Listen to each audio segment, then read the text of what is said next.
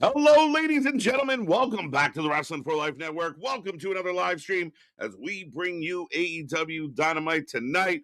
Folks, it's going to be a fun one. Get in that chat. Click all the buttons. Be a part of the show. Be a part of the family. Make sure you like, share, subscribe. And, of course, strap in, strap on. Grab your snacks. Grab your feel good. Let's go.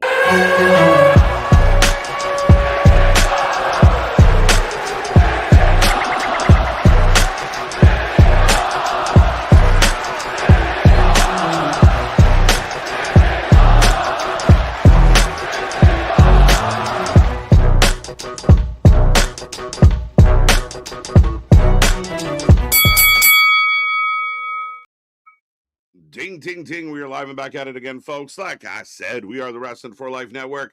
This is another live stream, and a live stream so exciting. I needed to bring in some help, so it's going to be a good one here tonight. We're looking forward to it. It's Wednesday. You put it in the books. Hump day over. Friday Junior tomorrow. The weekend is almost upon us, and no shortage of fun stuff. Technically, a go-home show for Grand Slam tonight, folks. So, again, are you excited for tonight? What does TK and company have in store for us? We're going to find out. But if you don't know who we are, me and this pretty face got you for the next little while. And we are Mr. Evernight KJ White, the Iron Man of YouTube, and Big Nick. Ladies and gentlemen, boys and girls, children of all ages, the Wrestling for Life Network proudly brings to you its tag stream champions of the world, the Every Night Delight KJ White. I am Big Nick, and I'm genuinely excited for tonight. I feel like Tommaso Ciampa versus Kyle Fletcher is pretty much a pay-per-view match onto itself. On top of that, we've got a strap match, so we've got two title matches. We got a mystery tag team, which might be the Acclaimed, or, social gathering, private party. Well, just going on the graphics that they use and everything, but also private parties. Been in the discussion a lot today of, I guess they're still very much under contract with AEW. Okay, remember the rumor was they were NXT bound. They had fans looking for them all over the place. So yeah, months ago. I'm telling you, they really don't know what's going on out there. The same thing with the Jericho thing of like, wait, maybe he still does have a contract. Shit.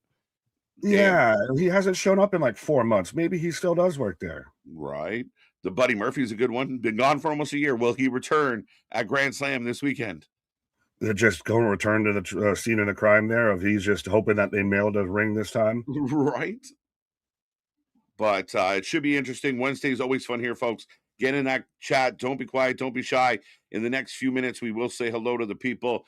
But again, Nick, a lot going on in the wrestling world. Lots of buzz out there. Still a lot of buzz about other things, but I digress. What's on anything hot on your topic list right now? I mean, the only thing I've seen really floated around outside of just, we have a quality card tonight is, I guess, Royce the 5'9" Keys was at the headquarters because he's doing the podcast episode with Steph. So They are still incorporating them in a pretty strong way. For sure. And again, I think this is a time period where they just want, everyone gets so impatient, right? Like now, we know he's there. And again, I'm kind of waiting for it. They put him in the Rumble if you want that to kind of matter. But him doing the Stephanie podcast helps introduce him to the fan base because, it's clear not a lot of them, the fan base knew who he was. Well, when you can explain the name and da-da-da-da-da-da-da-da-da. But yeah, it should be interesting tonight. Again, big things in the title contention. Kenny Swerve face-to-face, this heading towards Revolution.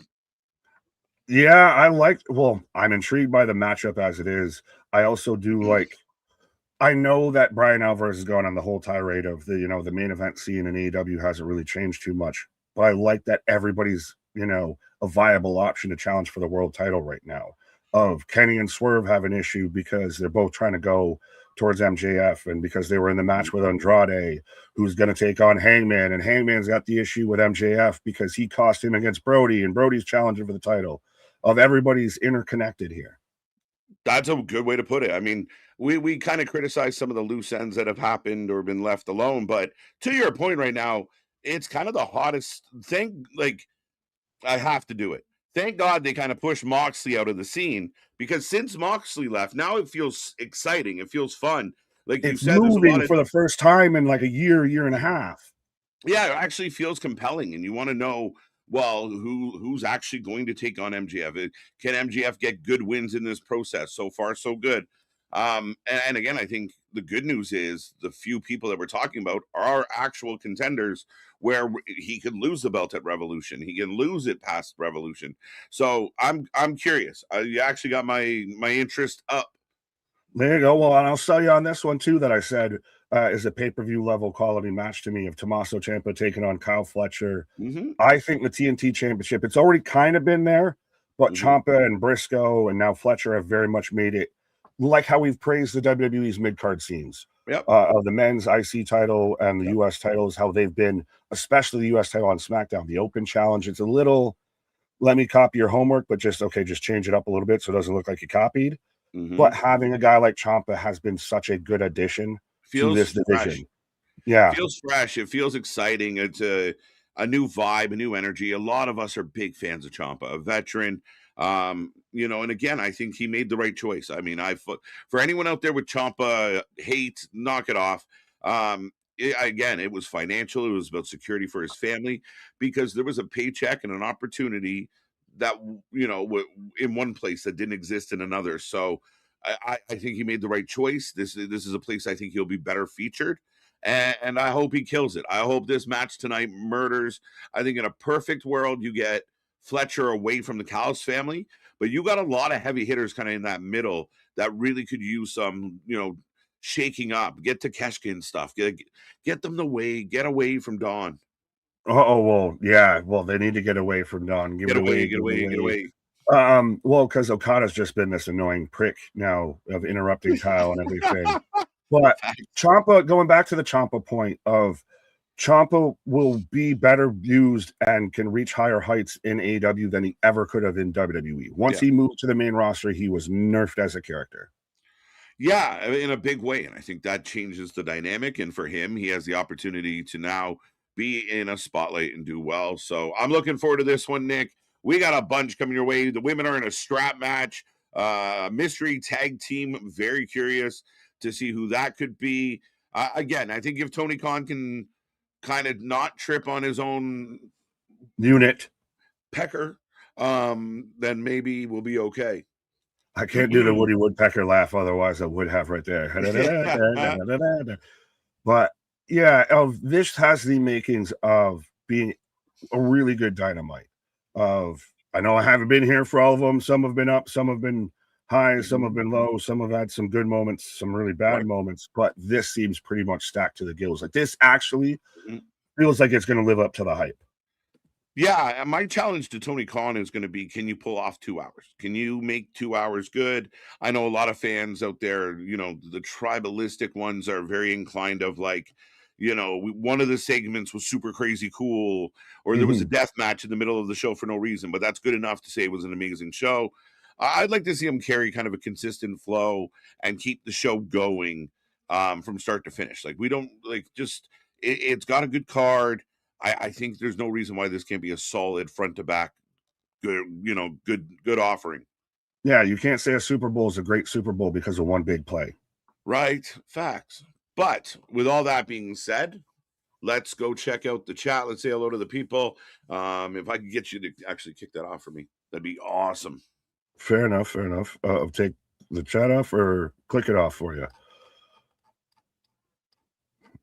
I'm trying to figure out what you asked me to do, but I'm going to say hi to Zach out here. I was asking you a question. That was it. That was the thing. Let's go. Okay, fair enough.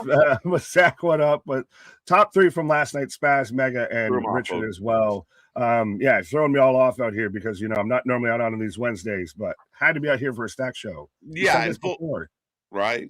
Full disclosure, I mean, I'm a little under the weather. That's a big part why my buddy's got my back always, so I appreciate it. But yeah, I'm fighting it a little bit, folks. Bear with me. Well, we did also happen to mention beforehand, if it seems to work out, I always show up when there's big cards and everything going on. I don't show out here when John Moxley's taking on Clone or anything. You can have that. Not even what I'm mad at. There is a trend. But AML, what up? I really miss you guys. What's up? And was here at 10 a.m., my guy. We got 7:30 and 10 a.m. are the first 2 comments. There you go, bright and early. Kevin, what up? KJ out there gifting all the memberships. Gifting 5. You trying to keep Pete with Bradley now? Right. I'm catching you, Bradley. Watch your back. I did say that we were going to give out 5 memberships at the Super Bowl just through producing the show and all the fucking scoreboard watching we had to do and such. Completely forgot. And then it hit me. Oh shit, I did say that. And as a man of my word, so I threw them out there. So congrats to those who got them. We got more coming your way. We're going to do this more often. We're just going to give out bunches of memberships and such. So shout out to all the people. We appreciate you. We love our members. More members only coming up. So stay tuned for that. And there you go. And Shout we're out. men of our words out here. We're reliable, credible, respectful. Right. Oh, Kevin, what up? Damien, looking forward to Ciampa versus Fletcher. Eric, what up? Mega, we have to do slightly talk about this of I don't want to wait for my life to be over. Yeah, T's and P's, 48 years old, heartbreaking, makes you nervous when you're, when you're past 40 and you see somebody at 48, pass away. It's sad story. I guess he was fighting cancer for the last couple years, and I had no idea about that. nobody did. He was just kind of out, like, you never really talked about him. You never saw him, but the Dawson, I mean, for those, especially those out there that had like a girlfriend in the early, mid 90s, the Dawson is relevant. And no, shout out to everybody. Nothing but love and thoughts and prayers go out to his family, friends, fans. It's super sad. This one really bummed me out. Yeah, well, it's part of your childhood is passing away and everything. Yeah. Like it's going to be sentimental watching on NXT on the CW now every week. Mhm. I just instantly started thinking like Varsity Blues. I don't want your life. Man, I love that movie. Oh shit, that's so good. Let's go bacon. But Sean Reed, what up? Trying to stay positive. I believe Dynamite will be good tonight. I believe. Every Wednesday we start with all the hope. Yeah, I feel like I'm hopefully trying to bring some extra hope here. I sold you on the world title picture there, I think pretty well. It sounds good on paper. It's delivery now, right? Right. But, well, Damien asking, does Tony Khan deliver Adam Copeland and Christian Cage as the mystery tag team? Yeah, I mean, again, I don't know what the scheduling of. We know Edge was out there working on movies, so if he's free, that whole kind of disintegrated so weird. Yeah, let make it Edge and Christian. They win. They challenge FTR at Revolution. That might work. It would be the only way to tie back to the FTR thing, which just it all went away, and it went away so awkward. That's why people thought Edge was going to show up in Cena's retirement tour. Right. Isn't there still like the possibility that he could retire in AEW in the same arena he retired in WWE in? I don't know if it's 100% confirmed, and if fact checkers out there can let me know. But the rumor is World's End 2026 will be in Toronto, and he can there retire from wrestling altogether. Very poetic, very apropos. No one's ever done that. But yeah, fair enough. Let's go. Run it back. That would be an emotional ass moment. I know, he's retiring in the same place, the same, all that, but it would be emotional because, like you said, no one else can kind of really close that loop that way. No, and I mean, again, I don't know why anybody would feel like, oh, this is a bad thing. I mean, if you could do it, would you do it? Yeah, you'd do it. Yeah. Guardian just popping in to say, hi, everybody. Not been a good day. My mom can go at any time. T's and P's, my guy. They aren't expecting to make it through the night. Let me know how TK can't run a company and how much Mox sucks. Well, shit. In these trying times, my guy, that you choose to spend it with us even a little bit is insane and appreciated. Yeah, nothing but love, Guardian. Again, prayers to your whole family. As I am getting the violence warning, terrible timing, but I'll quickly say, you're not alone. You ever want to say hi on our DMs, reach out. And if we can keep your mind off everything for just a little while, we're honored to do so. So nothing but love. And if you need anything, the fam's around. Right. We'll be your dancing clowns. As I'm getting the closing of Big Bang. Okay, let me know because I'm getting the crowd shot right now. So AEW, as usual, just jumps right into it. I got a guy holding a shirt that says "bitch." It's an All right, I'll wait for the bitch. Pause. Right. I got Shivani in the ring, Ontario, California. So you somehow skipped over me? I don't know. I got Did I really Shivani in the bad you? ring. Let's go, folks. We're syncing up. The show is beginning. Am I ahead of you? Because I'll pause if I need to. He's introducing Kenny O right now. Guy with a green mohawk. I Kenny got Omega Tony Street. Schiavone announced, and then Tell me when you got Kenny. I'm waiting for Kenny to show up here. You get the Now package. he's introducing Kenny, but I have no Kenny on stage. All right, ladies and gentlemen, we're getting there. We're getting there. Make sure Green you do the same mohawk. at home. Kenny on stage. All right, the cleaner in the house, folks. Did not expect. We are getting the face-to-face to kick this one off. So Swerve, Kenny Omega, clearly setting up for a match, a big match. I like this one because I think Swerve could win it, and it's a nice resume legacy builder for Swerve and a veteran putting over a guy that's going to carry the company a little longer than Kenny will. I still think Kenny could win it. Yeah. I still think that this is going to be a fantastic match either way. I really liked Kenny's kind of known and admitted publicly a lot lately that he knows he's a bit more in his twilight, and he's still, I can still go. I know I can still go, but what's it going to do me if I don't put anybody over in the process? Right. So I could still see him. I thought he was initially going to be the first challenger for MJF because he was the first one kind of poking at him. Yeah. But him versus Swerve on paper is almost a dream matchup. Yeah, it feels like a generational thing almost, right? Like Kenny's on the way out. Swerve. I mean, and I don't mean tomorrow, guys, but he is beat up. He's admitted he's beat up. And it's he's not in like the back nine. There's people that have pitched him to go to WWE because that's almost become the retirement home for pro wrestling at times. Yeah, give him the AJ Styles run, right? Where he kind of you take the best parts of AJ Styles and then you calm down the rest of him, and he wrestles much safer, a little slower, but it's still AJ fucking lighter Styles. Schedule. Yeah. Right. So Kenny gets that opportunity if he ever wants it. It'd be very interesting. I think he'd do fine, especially if you give him a mouthpiece. Would Kenny work because he's such a unique, like you don't see anyone else like WWE definitely has it, but I worry he'd end up like Nakamura a little bit. There's the language barrier, but it's one of those like he's so Japanese wrestling style doesn't perfectly translate. Yeah, I wonder if part of my mindset is could you almost sell that kind of character to the WWE audience? More of an anime guy. That's his shtick. That's his vibe.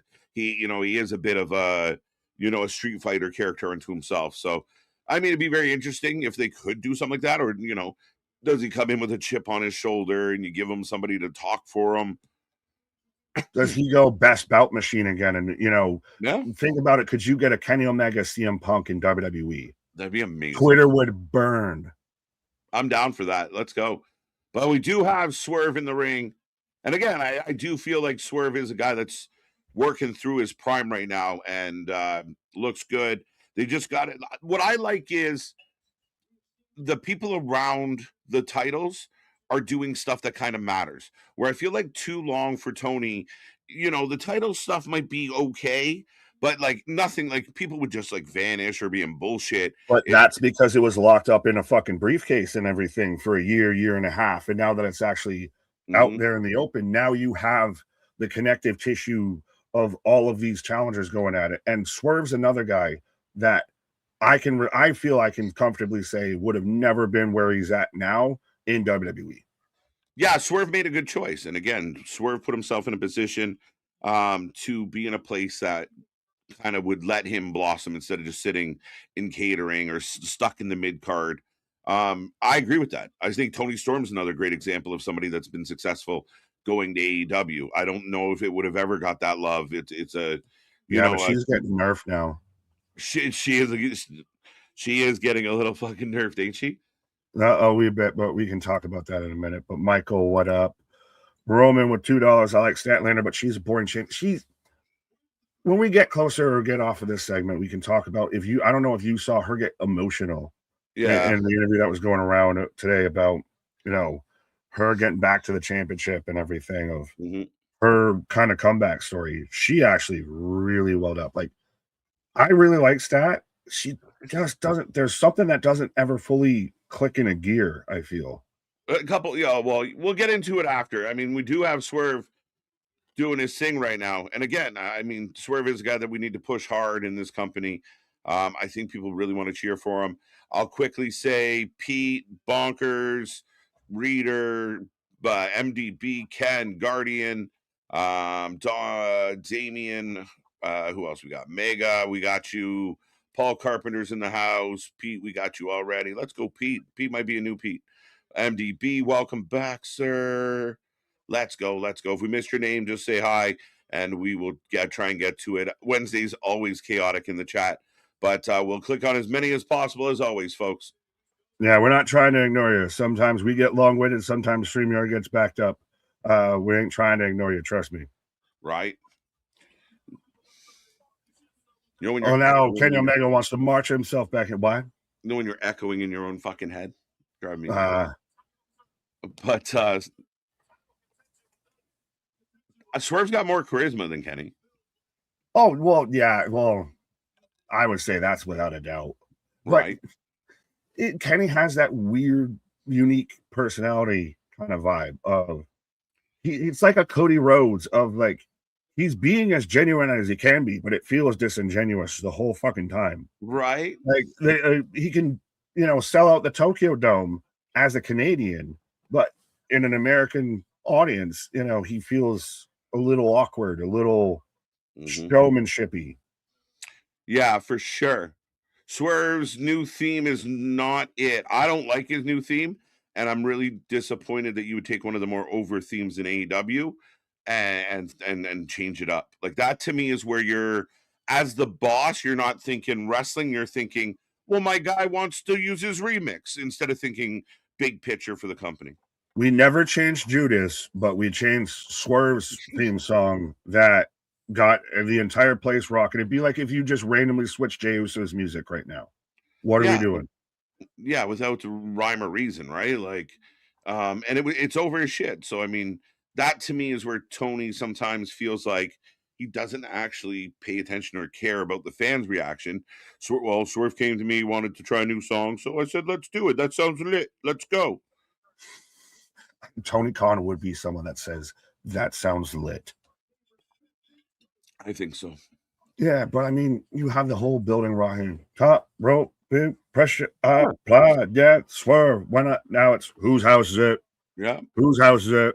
Right. Well, that fan clip that we put out that you had found when he showed up at the indie show, and the whole building looked like it was going to fucking tip over. Like it looked like the whole building was moving. Oh, absolutely. This guy, think about it. How many? If Swerve Strickland would have sat there and done the halftime show, I think there would have been more Caucasian people doing the Swerve When I Drive than being down with Bad Bunny, my guy. Right. Absolutely. A little more easier dance, I guess. Yeah, I got to do this. Certain people can already do this. The crowd seems relatively into the exchange. Well, yeah. Well, Kenny went a good line. Maybe the lights are on in the house, but nobody's home. This is still... Like stylistically, this match is going to slap, my guy. This is, again, like you said, this might be not fully a passing of the torch, but Swerve is going to be the guy for a while in AEW. Kenny's maybe he's got like that Randy Orton kind of clock going. Is it my imagination, or does Kenny have a black eye? And is that storyline black eye? Looks like he's got a shiner or eyeliner. Yeah, like did someone punch Kenny in the eye? Is there any stories or rumors? He definitely has a fucking shiner. Is that like you can see like the purple and like the yellow and everything? Did he? What was the Michael story that he went to like a bar and got beat up by Marines or something like that when HBK showed up with a shiner? It was 6 Marines. Nah, it was 1, but it's okay. And then Hogan with the jet ski for WrestleMania. It was either a jet ski or Randy because I don't know. I might have been hiding his wife. Now it's it still only happened 2 times, but it's crazy that happened 2 times. Now almost 3 of them. Someone just randomly shows up with a fucking black eye. Right. This is about wins and losses. When's the last time AEW actually kept track of wins and losses and had that on their lower third? Yeah, that's very. I mean, again, they've tried to bring it back. They abandoned it. I'm glad that they got rid of the actual win streak. I mean, I saw a clip going around with Chelsea Green talking about like the over fixation on wins and losses. Like they matter, but not matter to the way the fans are freaking out about it. Like every match is like the match that makes your career. And if you lose that match, you're buried. If you win that match, That's you're just over. the IWC, my guy. Yeah, like just intense. Everyone gives the heebie-jeebies. Who the fuck says heebie-jeebies in 2026, in the year of our Lord 2026? Right. Who still says heebie-jeebies? Yeah, my grandmother doesn't even say heebie-jeebies, my guy. Right. This is where the Kenny critics out there Suffering succotash. We'll start picking him apart a little of like for exactly that, like what grown ass man talks like that. But that's not. Is there a reason you did a southern accent when you said that? Did I? Might be. Do you just need my thick glasses there? And, you know. Oh, it's getting heated. But Jose, I see you, MDB. Inferno, as things are heating up, as Swerve's taking off the jacket. Kenny takes off a jacket. Kenny takes off a watch. I'm okay with it though. I like this. Whatever happens next happens. Double leg. Okay, I'm in. Oh, absolutely. Again, I mean, I think it's a good segment that both guys went back and forth. Like you said, I like it on the premise of I just want to beat you. Like it's about business. It's like I want the W. Like if it's about wins and losses, I want that win.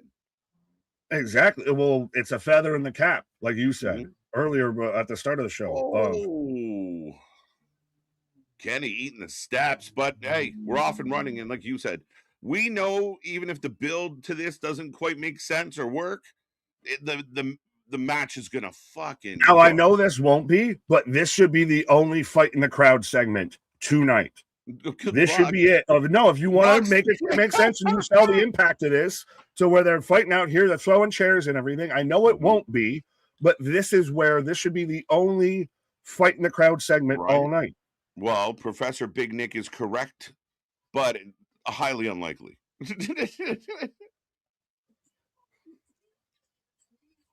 Now we are just working all the way through the crowd. Where is security? Quick into the garbage. Ew. Garbage can to the head. Right. But again, where is security? Yeah, you do need people getting involved. They should be pushing themselves away. Like, security just gets in the way. They don't stop. Fight off. You beat up a security guard or two and you fight off and you go this way. And then they're trying to chase you down and you give them, the old zigzag and everything. Diet Wyatt? Huh? Hashtag Diet Wyatt. I don't even know what we're referencing. Nah, and they're out of the ring. Guess they spent too much time talking in the ring. Right. Oh, we're going to get a V-trigger into the V-trigger. Now, you can see where the screen actually cracked. Should they have done the trope of it goes like static for like 2 seconds because somebody contacted the screen? Right. Was he about to hit a one-winged angel off the stage? Swerve with the... No way. He used the screwdriver spare. Through the table, off the stage. I'll admit that's a much safer spot than taking a one-winged angel in a fucking suit off the stage through tables. Right. Now security shows up to make sure everybody's okay. Yeah, hey, we heard there was some ruckus. We caught y'all, now that y'all stopped. Hashtag ruckus on this one.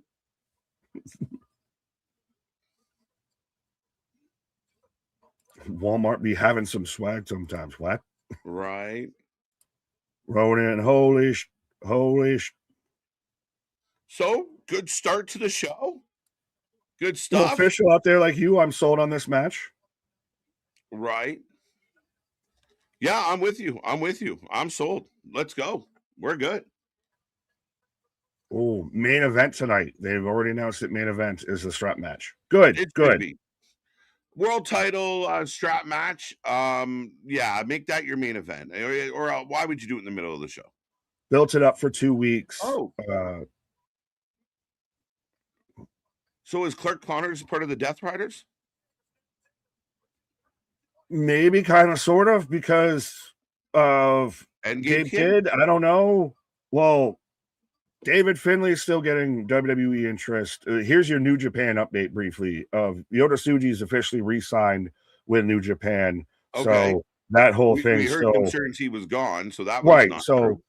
yeah, well, that's all gone by the wayside. I guess Driller Maloney's re-signed. David Finley pretty much said goodbye. Is already getting interest from WWE, and people allege that on NXT with his brother Brogan, Uriah Connors, Yeah. with that little group with Lexus and everybody of teasing they just need one more that they're alluding to him showing up. Oof. If you take that over real quick, That's a bad spot to be put in unless you're going to be the leader and just tell them all to cough or something. But yeah. Yeah, unless he's coming in to lead the way, that's you want to be led by Lexus King. By Stax, by Ariana Grande, my guy. Stax Mahoney.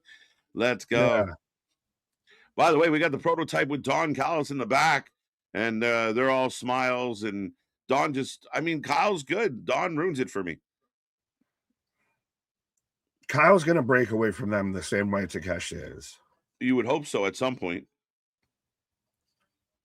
As we go from good to bad, as we've got the tag match. Now you're going to go right to the 6-man match that you just advertised literally after the opening segment. Yeah, I had not seen any advertisement of it. I don't have a slide for it for that reason. So here we go.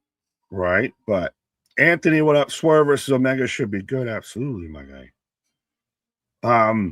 Jose, I was thinking the exact same thing because if you look, like the upper part of Fletcher's shoulder looks like a lot like brighter and like wetter, if that makes any bit of sense. Like he's got one of those that is oil. You get something and you put like the saran wrap on it for a little bit and everything. Here comes John Moxley, the bane of my existence. You've been here, and I still think I know the full explanation here, but how are the Death Riders babyface here versus the Callis family, but they're heel versus Tony Storm and Orange Cassidy? So, yeah. Because there's this philosophy out there. Philosophy. Right? Out there. There's a philosophy out there that, situational heels and baby faces. So, yeah, you can just, whatever situation you're in can dictate who you are, but traditional heels and baby faces don't really exist anymore. Well, that's utter horseshit, and that's why we get everybody bland in the middle, 50-50 booking. Nobody's really a heel. Nobody's really a baby face. Everyone's just trying to be cool. Nobody taps out because we're all badass. And at the end of the day, we get porridge out of it. You need something. You need to spice it up. There's got to be layers to this shit, Nick. You remember when Bob Ross used to paint all those beautiful paintings with that lovely shade of gray, of where everything was just gray? Yeah. And there was no light or dark or emphasis on either way, of everything was just gray. That's what this is. Of the Death Riders are still very much a heel group. They just cut a rah-rah speech one time, and he was in a tournament with nothing but other heels. So Moxley, I guess, was who they decided to cheer for. But again, I don't get how they've been a babyface at all in this situation. Dude, the layup was there. The 3-foot putt was right there for them. Right? Moxley goes a little tap-tap-tap-a-roo. A little tap-a-tappy. Like Moxley goes on a losing streak. The Death Riders lose faith in him. You pick Claudio or Pac. One of them leads the way in stabbing him in the back. The Ides of March. The Ides of March. Like that's where we go with this. Would you have believed Moxley right now by himself as a babyface, as the Continental Champion? Like, what is that? What is that? What does that look like? I mean, again, but at least then they can cheer for him. If I you're don't going to get cheer like, for him, we're going to give just you a reason. like straight up, folks. Just watching him stand on the apron makes my skin crawl. Like I am in that level with this fucking guy. He doesn't even stand on the apron in a way that doesn't somehow bother me.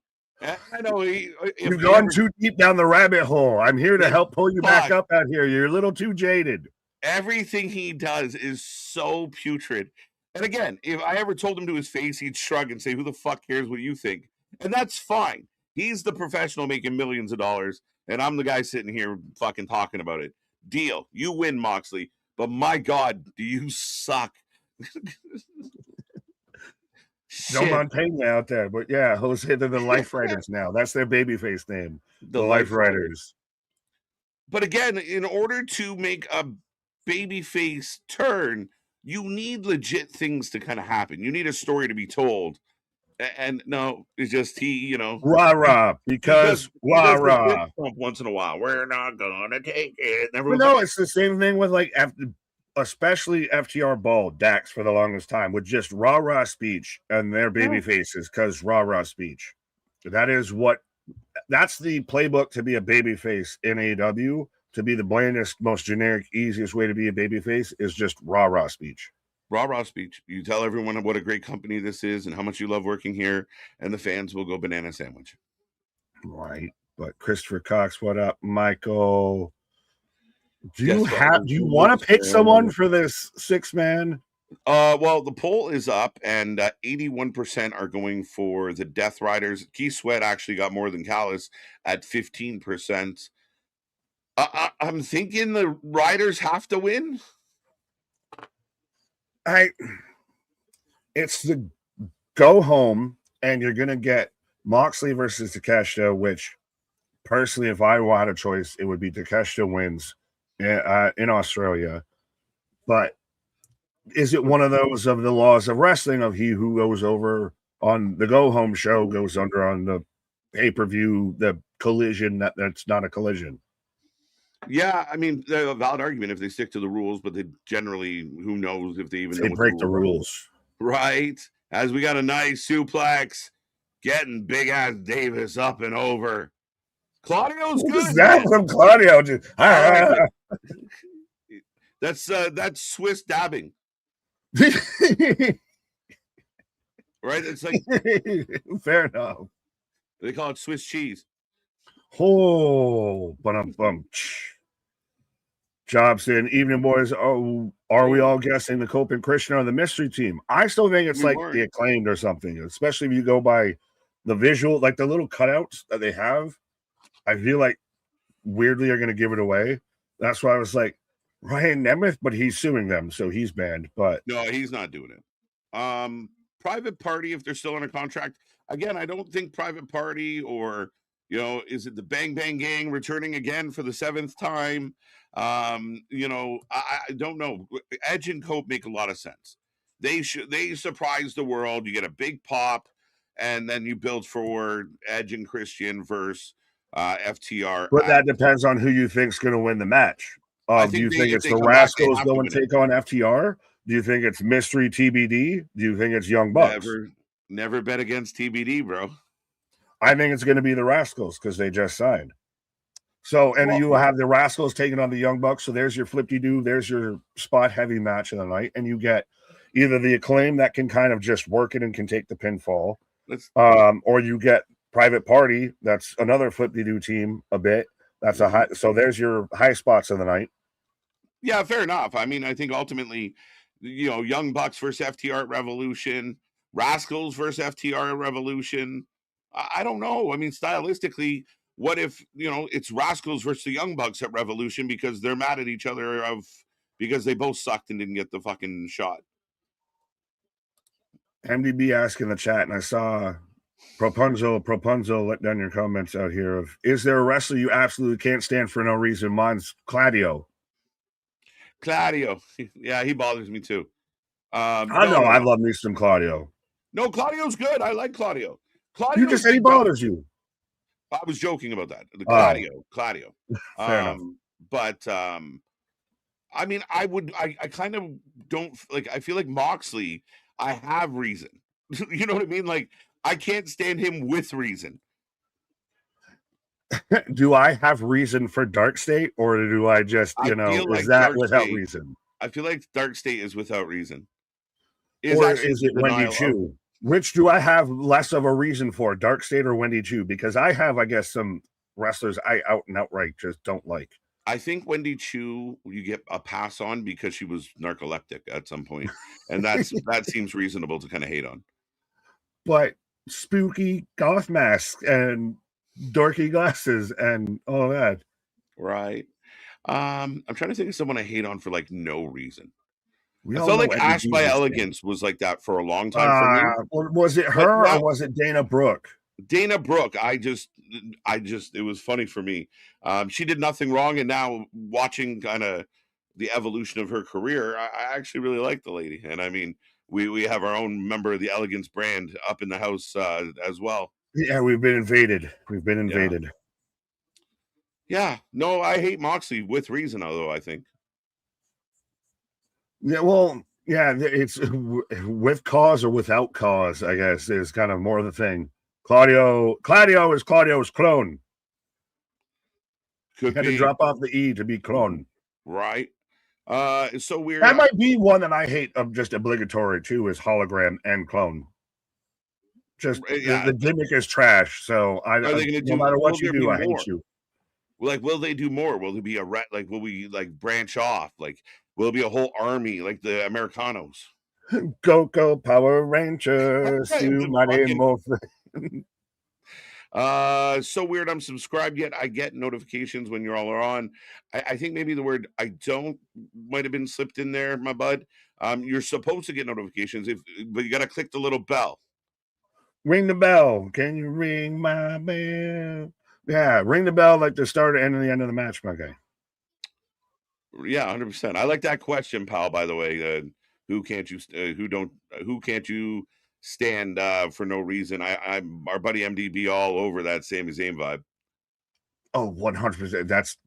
We knew why he asked that question, why he reiterated it, because he just wanted to get out Sami Zayn hate just cause. Facts, right? But you got your point, right? Like everyone's got their cup of teas or their person that they just can't get behind. But this is why still wrestling is always subjective, and why nothing is truly fact, and why we don't try and act like we're fucking, the end all be all out here. Right? I don't understand your Sammy hate. He's a gem. Stop it. How do you hate on such a lovely man? He's just nice. He's just nice. He's Homer Simpson hating Ned Flanders. Right. He's just really fucking nice. That totally would be too. Heidi ho, neighbor. You. Fuck you, Sammy. Right. As I have Takeshi and Pac right now in the ring. Tag into Josh, who is Josh Alexander looking at Tommaso Ciampa like, it should have been me. It should have been me. Yeah, I think Josh, Ace Austin, a couple others maybe feel that way for sure. Like, oh man, I mean, why didn't I get a fucking push to a belt? I got shoved in the back of this faction. I eat more L's than I know what to do with.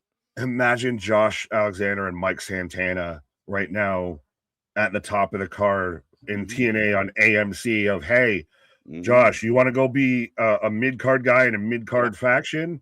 Or do you want to go and be like the 1B to the 1A on a new network deal? Oh, Claudio getting the crowd going. Claudio being very baby-facious. Is Claudio a guy that WWE is kind of looking at him like, I'm waiting for the day. Like they're that, the dude behind the tree with the yellow suit on, just shaking the hands of like, that contract is up. Yeah. You're coming back over here, baby. I think maybe because he is kind of a mainstay. I mean, if you could throw the bar back together for a run, I think that's even him, the size. He's got the personality. Now you see now what he can kind of do as this badass, Agent 47 fucking character. Yeah, my only fear would be they bring him in, they do kind of what they've done with like Miro, where it's like, we got you back, but who cares? Sheamus, yeah. Right? Poor Sheamus. Sheamus is back, and we don't know what to do. Oh, nice move. Ooh. Did It's a Mark really Davis nice reversal. have the biggest slide down though from him versus him and Jake something as a tag team would have actually worked in AEW as a tag team, I think. Now he's just back to being, guy number 17 in the Callis family. Mark has had the worst luck over the last while. You go way back, and then so Mark gets hurt while Mark's out. Well, first his partner gets hurt, then he's kind of floundering, but his partner finally comes back, but then he gets hurt. While you're gone, your partner blows the fuck up and becomes one of the brightest stars in all of wrestling, or future stars in all of wrestling. And then you kind of flounder again, you get hurt and you're gone. You finally come back, you mean nothing. They're like, hey, we got a partner that works, and then the partner gets hurt. Damn. Mark Tucker Davis. He's just touchy out here. Lemony Snickets.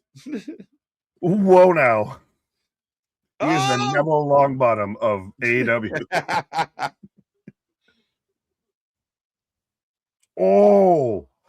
That was a nice clothesline. He sucks so bad, dude. I am somewhat excited though for Takeshita versus Moxley just because they're going to lay it in. Pause.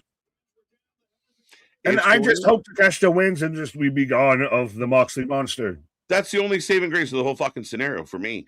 Look Moxley right now. Like he's like, I can't wait for my turn. Sell, motherfucker. But I'm a badass. Oh.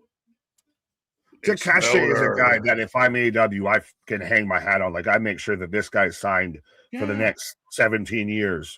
Yeah, get him in important shit.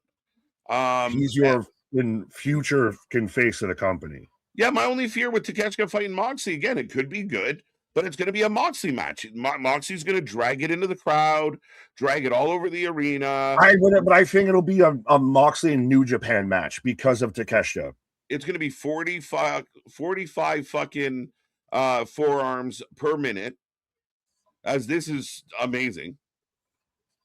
Cutter! That sequence was great. Takeshita versus Okada, I'm predicting at Revolution. I could see that. And Chris, I'm sorry, I clicked away from your comment and I can't find it. But then how does Moxley fit into that? It fucks off.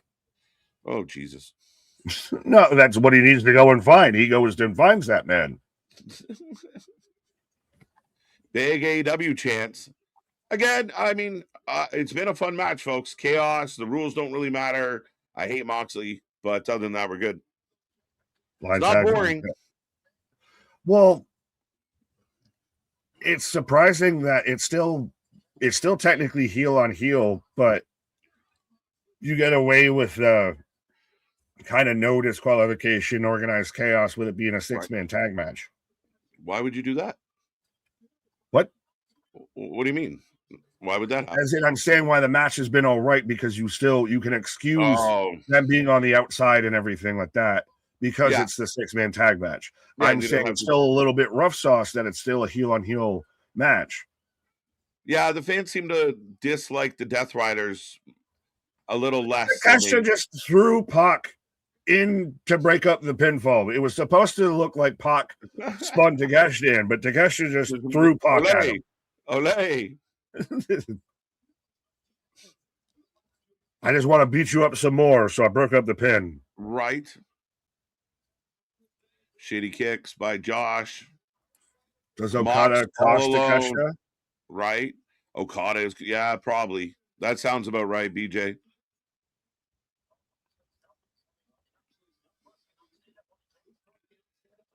We had to set up for that moment. You could see them telegraph that. What are we doing? Like that looks so fucking stupid. Choreographed. You had a great exchange. You had a good moment to where everybody in the match was involved, and then you slow it down, it way down, and you telegraph every spot. Baby mama body. Ouch. Oof. Moxley pins Josh Alexander, so Josh Alexander is even more of a jobber than Mark Davis. Again, look who takes the pin in this situation. One of the best wrestlers in the world just eating pins. Eating pins. Left, right, and center. The walking weapon Imagine if Wolverine was the guy getting jobbed out with the X-Men Right? all the time, my guy. He's been disarmed. That's all I know. He's been Literally. disarmed. Like, fuck me. This guy can't get a win to save his fucking life. And it sucked. It wasn't a very slow ending to this match, honestly. Absolutely. Well, yeah, if they had that really good exchange and then it just stayed too long and got weird and like It got went abrupt. It got all wonky at the end. You had a really good exchange. You even said it. And you praised a Moxley match. Look at that. And then it just stayed too long and got really like you could see exactly what was about to happen. Yeah. Yeah, it got real slow. It got, again, they don't know how to get off the ride at times. Like, okay, you did what you had to do. You built up some, tension between you and Takeshita. Get out. Like, didn't really come to a smooth conclusion. It wasn't a smooth landing. Well, Sean, don't forget to spike that like button. And Michael, I love choreography. Sounds like a condition. Oh, my choreography's flared up again. I just went in for a choreography.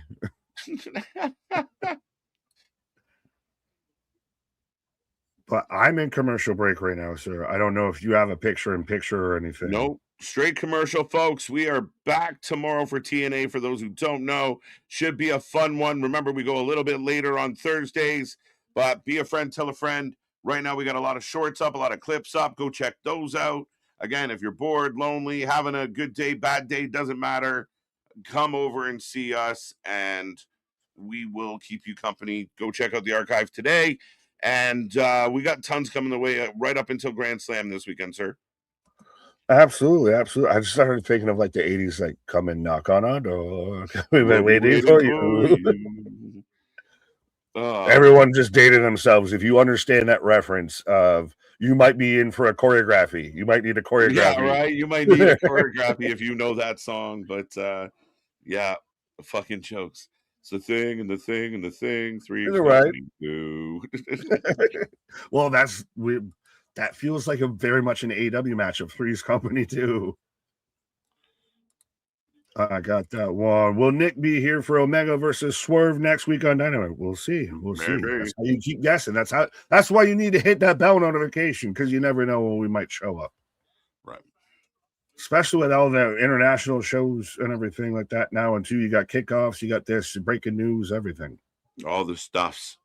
And we're trying to do more. By every day, we're trying to do more for everybody. So we're trying. We promise. Absolutely. And we're not out here, know how hard it is to be. No, we never do that. We just love doing it. Trust me, we try and show restraint. Trust me, we're still at a part-time doing this and want to be full-time doing it. Imagine if we were doing it full-time. Right. We'd be here around the clock. Yeah, man. I mean, imagine people tune in to, hang out and hear a little bit about the wrestling. They got to listen to 25 minutes of, you know what else hurt my feelings this week? Who's subscribing? What are we doing? Or, no, you just silence and you just hear the show of the whole time while they eat dinner. Yeah. Saying sorry, not taking shots at anybody, but if you feel like that bothered you, it bothered you for a reason. Mm-hmm. Yeah. KJ, this show was booked just for you. Have a fun time. See Big Tony out there showing all the love. He's, knows you're out here all the time. If you've had some rain some time, your blood pressure's been high, my guy. You're feeling under the weather. So he's trying to win one for the Gipper here. I mean, it's been off to what I would say a decent start. I mean, I think it's been pretty good. Again, I disconnect a little bit, and I think some of the fans do when the Death Riders are out there brawling. Maybe I'm wrong, but the match was okay, but it's sloppy, it's messy. And I know people think like, why do you care so much about what the ref does? But again, if you could clean it up, it's actually more entertaining to have less of the running around. It really is. But again, what do I know? Well, when Captain America and Iron Man are fighting Thanos, it still doesn't make sense for War Machine to be out there, just fucking twerking or something like that. still the scene and the whole thing still going the fuck on. So you might want to still act like everybody is selling what's going on, to a bit extent of this shit should seem like it's an actual thing happening. Just saying. Now, why are they having this match right now? Is we're getting Kyle Fletcher coming out right now. I was going to ask the same thing, and Lady B beat me to it. I'm about to step away. I hesitated, but I'll catch it and I'll be back before the end of it because it's going to go a while. But the TNT chat, this cool graphic. Absolutely. Well, now he's calling it Sylvie instead of Goldie. Yeah, pretty much. This entrance to me is so fucking good. Oh, they've nailed it. They nailed it 100% of they just on everything Def Rebels tried to do ever. It's so on point. The rant's in there saying it's fire. Ciampa for the win. Chompy. But look, gave him the pyro that my shadow. Let's go. Why is this? This makes me think that this match is going to be a schmoz, Nick. Probably because you're not going to get a clean finish. Because again, feels a bit of a pay-per-view match. If this feels like you'd run this back, this isn't just a clean, decisive victory. But I will admit, AEW outside of Kit Wilson has been the only wrestling company out there dropping singles that you listen to outside of the shows. It's fact. Even Judas, for as much as I bag on Jericho, Judas was a banger. Like everybody got into it. We all know when it comes on, we start singing. That's the only reason it sold albums. Yeah, and I think those are the things. Like when you're a multi-billion-dollar conglomerate, spend a little money. It's just almost like a thank you to the fans that watch every week and pay all this money. It's just like you don't have to do it. You can get some generic fucking studio band to fuck up all the music, or you can, give us some fun stuff. And I mean, I think it's a little thing, but it's all about the money, KJ. But that's a nice way to kind of give back to the fans and let us enjoy ourselves. Well, even then, you kneecap your performers out the gate. If you sit there and you have to see the title graphic to see who the fuck's coming out, because you can't tell what song's playing because it's just generic track number 7 versus number 5. No, it should be unique. That's why the Attitude Era is still held a bit in the regard it is, because everybody had a unique fucking theme song. Yeah, it's like and there's a few now like Penta, Phoenix, Damien a little bit. Like there's a handful where you gotta they all seem that you gotta wait for like something other than just the riff. Oh, absolutely. That's why the Rumble sucks at times now, because you've got to wait to see who they announce is coming out before you even know who's coming out. Hey, I know that guy. Yeah. And we've been watching week in and week out the whole time, and it's like, oh shit, yeah, that now registers. But we're having a little bit of cat and mouse here, Nick. Right. I'll be right back, sir. No, you're good. Spaz with a $10 super chat. I'm watching a half hour behind, so who know when you'll see this, but all love, guys. Anyone interested in No Surrender preview, I'll be up tonight sometime between 10:30 and 11. There you go. Shout out, Spaz. Appreciate you, my guy. Yeah. Still 100%. I know I've added to the extra chaos out here. Normally, this is the one-man KJ show. This is Rantomania running wild. But I'm trying to click on everybody as much as we can again. If we don't click on you, we ain't trying to ignore you. It's, again, honestly, half the time of StreamYard's been having issues of keeping up. We've been overloading their servers, I feel. But big boot from Fletcher on a chop. Lance will make her dance. Lance to make her dance. Frankie, how is the night off for Callis when he's always on? I don't like the fucking manager and commentary all the goddamn time. Like, granted, AEW's commentary already isn't great, but adding Callis to it just because you half the time will see him fucking 4 times a night. That's why it's a bit too much. Callis, Mafia interfere could be, especially because Lance is at ringside.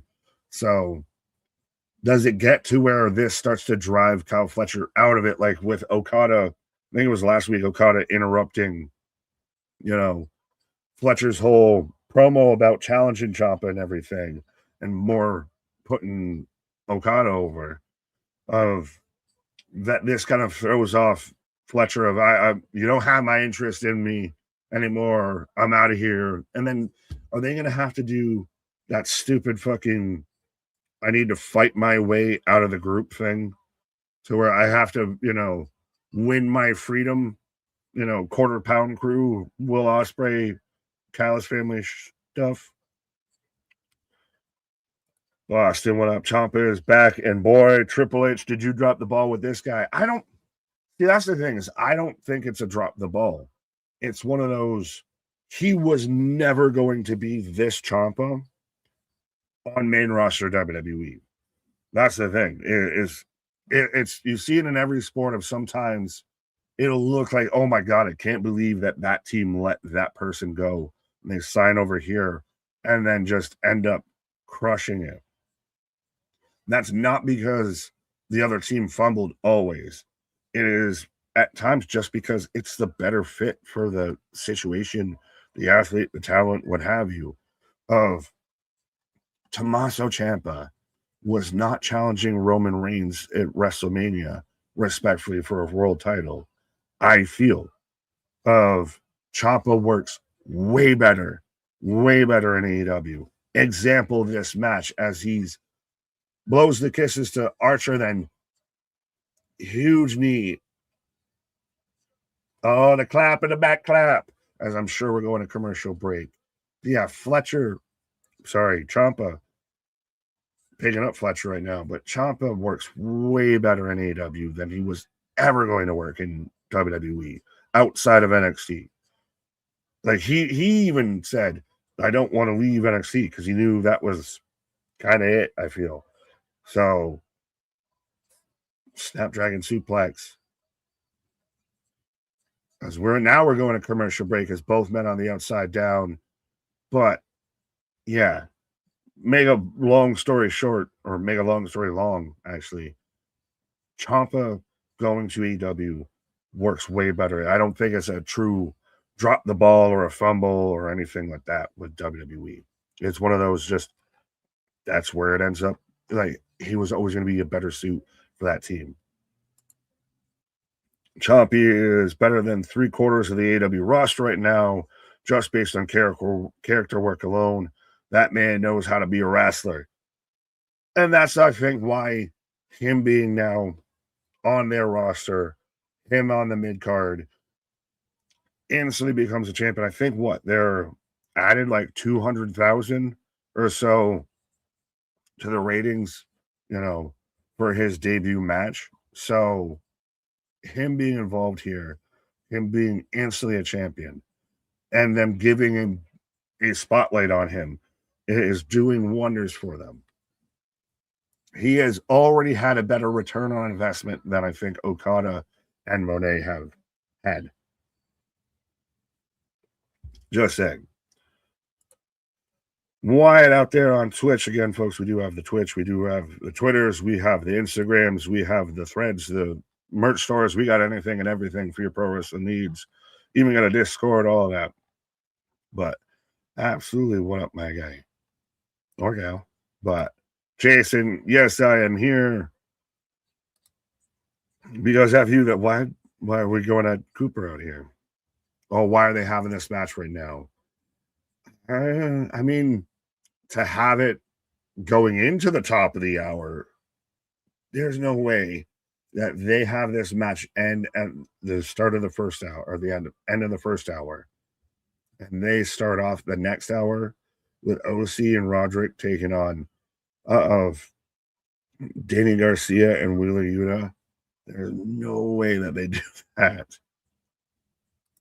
Mr. Ed was a Nick at Night classic. I feel like I have to be reminded as to why that was a pertinent comment, but yeah, fair enough. So was the Dick Van Dyke show, and that man's still actually kicking. But I am in picture right now. Does anyone actually think that Fletcher is going to win this? That's a question I think to be had. Would it be an insane, switch around if Fletcher turns around and wins it here after Ciampa just won it?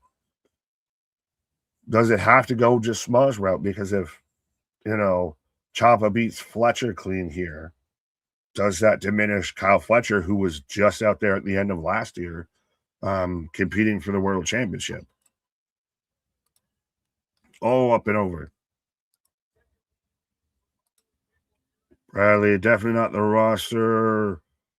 Is way too loaded for Trick to roll up in there. What?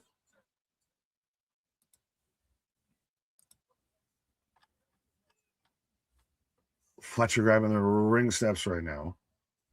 See, no one can ever explain to me what the actual weight of these ring steps are. They either weigh 5,000 pounds or 5. Ciampa's got him up. Air raid, are we going to get an air raid crash on the top of the steps out here? And that's exactly what we're going to get. Right on the edge, too. The Psycho Triller. You just made that up, Excalibur. I think Okada is actually going to try and help Fletcher, but cost him. Okada's been. Are they going to just make Okada the focal point of the Callis family, even though he was supposed to be on loan from the Elite? And then the Callis family just goes extra heel, and Takeshita and Fletcher and a babyface V-trigger. 1, 2 count. Or not a true V-trigger, a sliding knee. Sorry. AEW has a bloated roster. Chris, yes and no. They just don't seem to let anybody go, I feel, at this point. Like we said towards the start of the show, thought for the longest time that Private Party was all but gone, had been gone from AEW. And allegedly Chris Jericho was going to be done at the end of this year. That wasn't the case. So they're just keeping on to everybody. Anna Jay is still on the roster, and we thought she was all gone to NXT too. Does she show up tonight somehow? Bradley, regarding your question on who's your favorite wrestler to hate, come on, man. You know it's Logan Paul. Yeah, I'll give you that. Yeah. But is that a justified? That's the thing, is it's an unjustified hate. It's one of those you just hate regardless. I feel like there's a justified reason very much, to hate Logan Paul. Both men up top right now. Restaurants, I don't know why spots like ring steps are done on a weekly basis. Why? And you wonder why everyone stays hurt. Well, you have everybody doing table spots all the time. He's biting his head. Ciampa is chomping out there. A single slice of confetti is called confetto. Geppetto? What? Oh. Spinning backdrop from Fletcher onto Ciampa of middle rope. 2 count.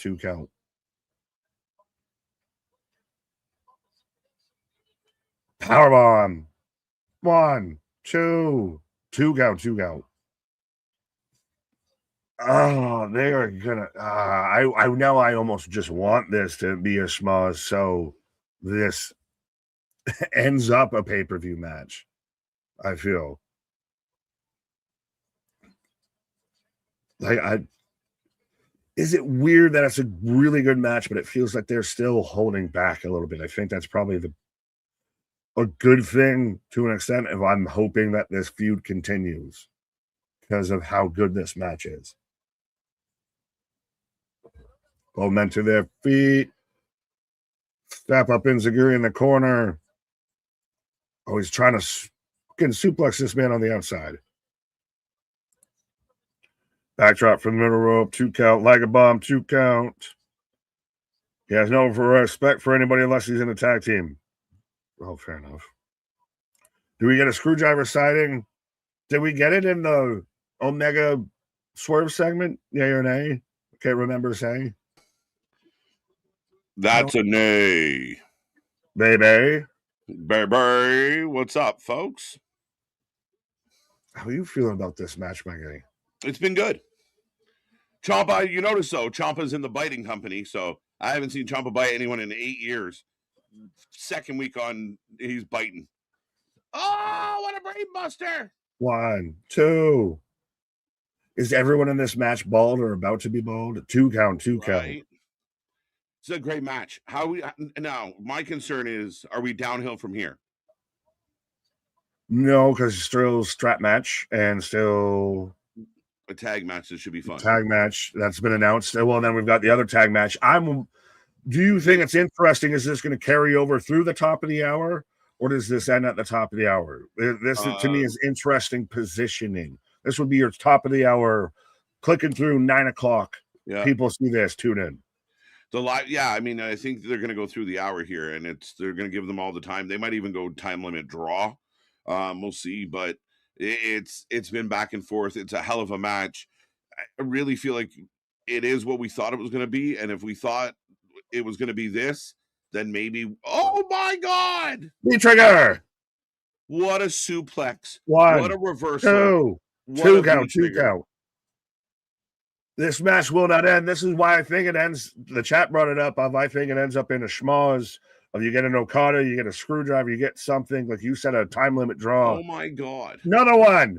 Another V-trigger. 2. That's such a good 2 count. Of he didn't even fully kick out. He just rolled over. Like not even the whole this of just rolled over. Yeah, now you don't want them to schmoz this finish because the match is so good. You know? But I think you want it. You don't have a clean victor here. You want to I think you want to have this again.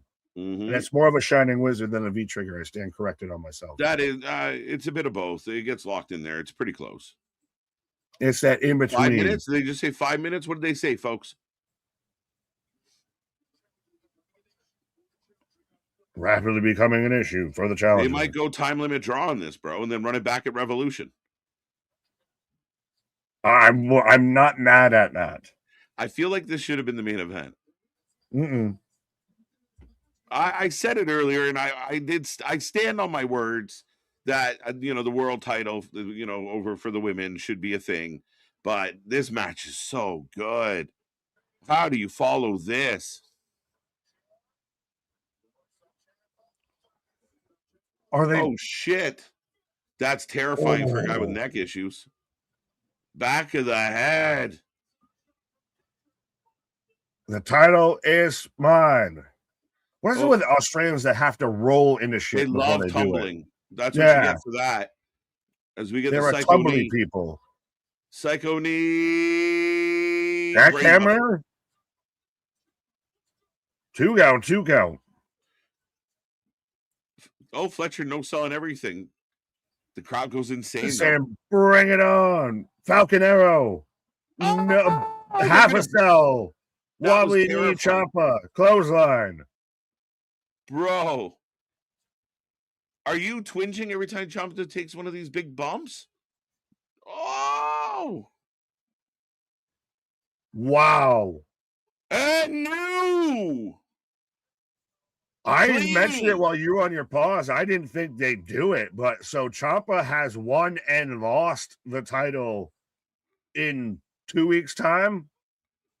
I mean, what a phenomenal match. I'm shocked with the outcome. Great match. The outcome, is it? Hey, Ciampa, that was a great push you had. Back of the line, pal. Yeah. But what?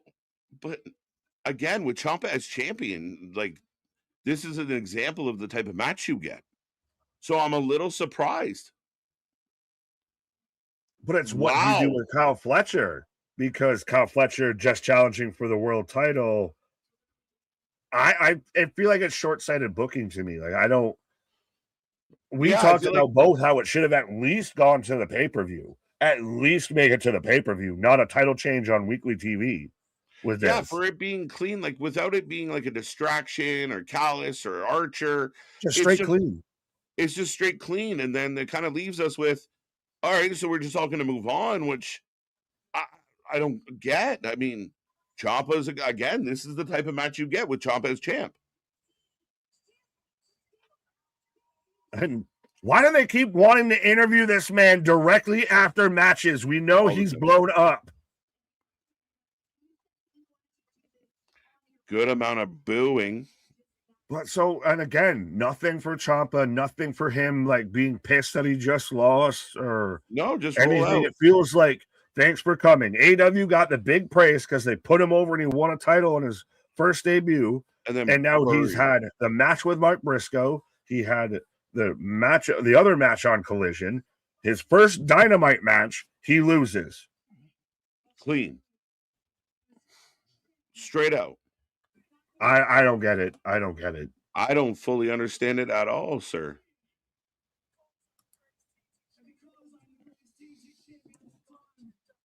This is madness. I'm going to defend it in my home country, so he's going to defend it in Grand Slam. So you couldn't have even just had him lose it here and then run it back in Grand Slam. Why wouldn't you just save this match for a Grand Slam? Who's he going to? No. Why did I enjoy a match that I hate? Like I hate the outcome of this, but Mark Briscoe. So we just stomping all over Ciampa now. We're just triangle offense, and so what? It's Ciampa's the acute angle here, I guess. So we're gonna go Briscoe, Fletcher, which we've seen multiple times, instead of Fletcher Ciampa at Grand Slam. Thanks for coming, Ciampa. The fuck we doing? Now is Briscoe going to sit there and say it should be a triple threat, which would be odd, but is the only way that this match, I think, gets enjoyable. But there's no reason to have a triple threat. The guy got beat. Like he has no reason. There's no. Why does Mark Briscoe get to jump the line? He's the guy that just lost the belt to Ciampa beforehand. It's a great question. Why is it not somebody else? And again, you're not going to outdo the match you just did. But that's the thing. I feel so conflicted because I really enjoyed the match we just had, but I'm hating everything afterwards. Well, because we got a big sample of what this could be. And if you ran this for a few months, it would be great. But because Kyle and you're going to Grand Slam in Australia, and we've seen them do this when they were going to England, and they would just, here's Saraya, have the belt. He will stomp all over any booking he's done. He will stomp on any storytelling he's tried to do, just so people can have the belt when they go home.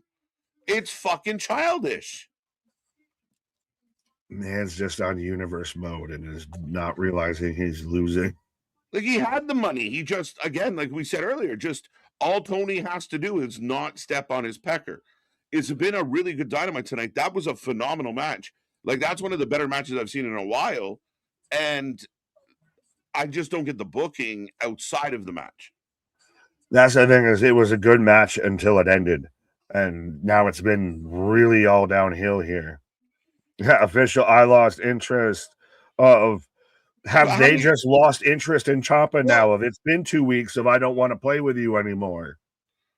Yeah, is it all about the big signing and then the big, like, here's your big moment that, oh, shocker, he's here. Now I'm done with you. I only wanted you for that moment. Which is insane to me because his first match on Collision and I think added an extra, 200,000. Right? And I think Fletcher just said this will be game 7. This will be the 7th match between Briscoe and Fletcher, if that's what I understood. So, again, Briscoe, I love Mark Briscoe. But, again, we've had 6 matches between Briscoe and Fletcher, and Ciampa just got here. You did it well. We all applauded. Anyone out there that was shitting on Tony Khan for how he brought Ciampa in had no argument. Zero. No argument. And what do? A week later, you Tony Khan it up and you step on your pecker. I feel so conflicted because I love the match. I love everyone that's involved in this. Kyle Fletcher is great. Mark Briscoe is great. Tommaso Ciampa. I was literally on a whole tirade arguing at Boston of how, WWE didn't fumble him, didn't mishandle him. I think it's just more of he was always going to be better off in AEW than he was in WWE.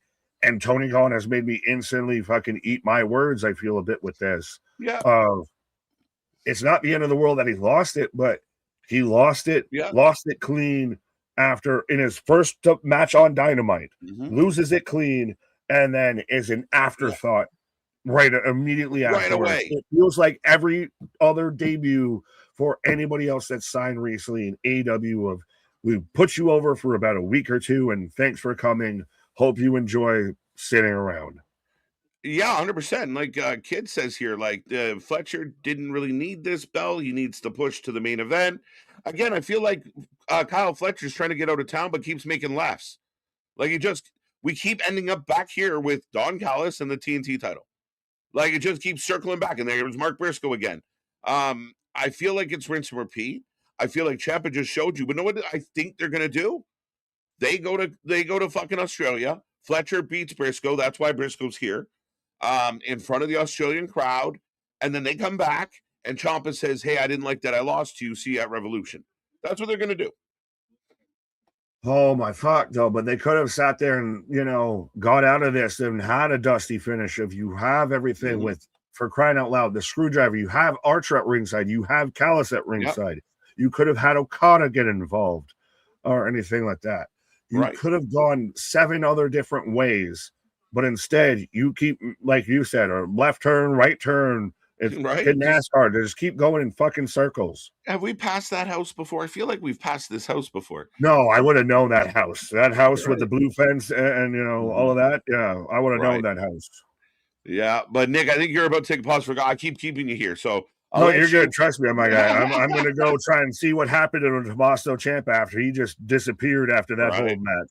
There you go. So, ladies and gentlemen, Nick taking a pause for the cause. We're on a commercial break. If you were just tuning in, Kyle Fletcher has won the TNT title from Tommaso Ciampa, who just won it. Again, I love the match. I think this is an example of overthinking it. I think you could have had the exact same match you had tonight at Grand Slam. Don't do it on Wednesday, do it on Saturday. And then you have the opportunity to, again, I just make it a distraction. Like Lance Archer jumps up on the apron and Kyle Fletcher, no screwdriver, nothing crazy, nothing stupid. And then Ciampa has a reason to get a rematch at Revolution. And then we've already got a taste. We know they're going to have a banger. So when you run it back at the pay per view, we're excited. Let's go. As I am getting the commercial for All In, the pre sale, March 16th, on sale March 20th. Let's go. All In London. So we are getting the advertisement now, the graphic. Mega Bad is Penelope Ford and Mega Bain. Mega Bad. I don't know if that's a good name for them. I think it's too on the nose. What did Boston say? Why didn't TK have Ciampa and Fletcher feud? Again, that will be the question. That is the dilemma. You seem to have money with those two in the ring. We knew it was going to be a good match. The match lived up to the hype. But at the end of the day, I think, we need to run it. We should be running this a lot longer. Chris with the $5. Thank you, sir. Tony puts the belt on the hometown guy going in so he can try and sell more tickets when he already has issues selling. Because right now I am getting a video package from the Babes of Wrath. Big fan. Setting up the match for Grand Slam against Mega Bad. Mega Bad. Not good. But I get it, and like I said, we've seen it before. It's a thing that he's done, and because it's so blatantly open and transparent, it does take away from the booking. It does take away from what you could be doing as the Death Riders are on their way back out. AW just buried a WWE guy. Now, is that it? Is that the story? Come in, gets the belt, gets it stripped, and we don't see him. Right? Look what's happening to Josh Alexander. Josh Alexander couldn't catch a W if he had a fucking net. I'm done with this toy. I want another, right? Right? That's what it feels like. People love ladder matches. That's true. A gimmick match where the best wrestle. Well, I mean, again, I said it all the time. Get in the ring, give me good matches. Joe Louis, Ciampa was made a chomp. You're right, buddy. It's hard to argue with that. I thought a phenomenal match. He lost to Fletcher. He'll be fine. He's 1 week in. And I'm not saying he's done. It's a bad choice. I think ultimately we see why he did it. I mean, and we can't deny that. Pecker Stepper. Let's go. I like it. Hashtag Pecker Stepper. As here comes Clark Connors. I guess unofficially associated with the Death Riders. I want Roman versus CM Punk at WrestleMania 42, Hell in a Cell. I don't know if they'll go that far. We'll see, Byron. Lemon Pecker Stepas. Let's fucking go. We had a split screen. Clark Connors with Danny Garcia. They're here. They're on the whole damn show, Raheem. Like, welcome, welcome, welcome. They are on the show the whole damn time. He's just sitting around, hanging out. Every week, it's Death Riders Callus, Death Riders Callus, Death Riders Callus, more Callus. So here comes Orange Cassidy. Kyle Fletcher is stuck in that town from, yeah, right? 100%. It's like, what's that fucking, what's that show? Fuck it. But where every time they try and leave the town, they end up back in the town. But yeah, same idea. Same idea. But you can play with the screwdriver. I actually went out of my way to say do not have that fucking screwdriver involved. So I don't know how you correlate the same two things. Why are you yelling? Hit your cap button, dumbass. What are we doing? Ciampa, third AEW match and already loses. Yeah, again, I mean, I think there was a better way to do this. That's all. I mean, they killed it. They killed it in the ring. A phenomenal match. But there's now Moxie's on commentary. And we're doing a hair versus hair match, by the way, at Grand Slam. It's Fletcher, Briscoe, ladder match at Grand Slam. Not interested. No, see, here's the dilemma, right? And like Nick said, the problem is we do like the sum of the parts.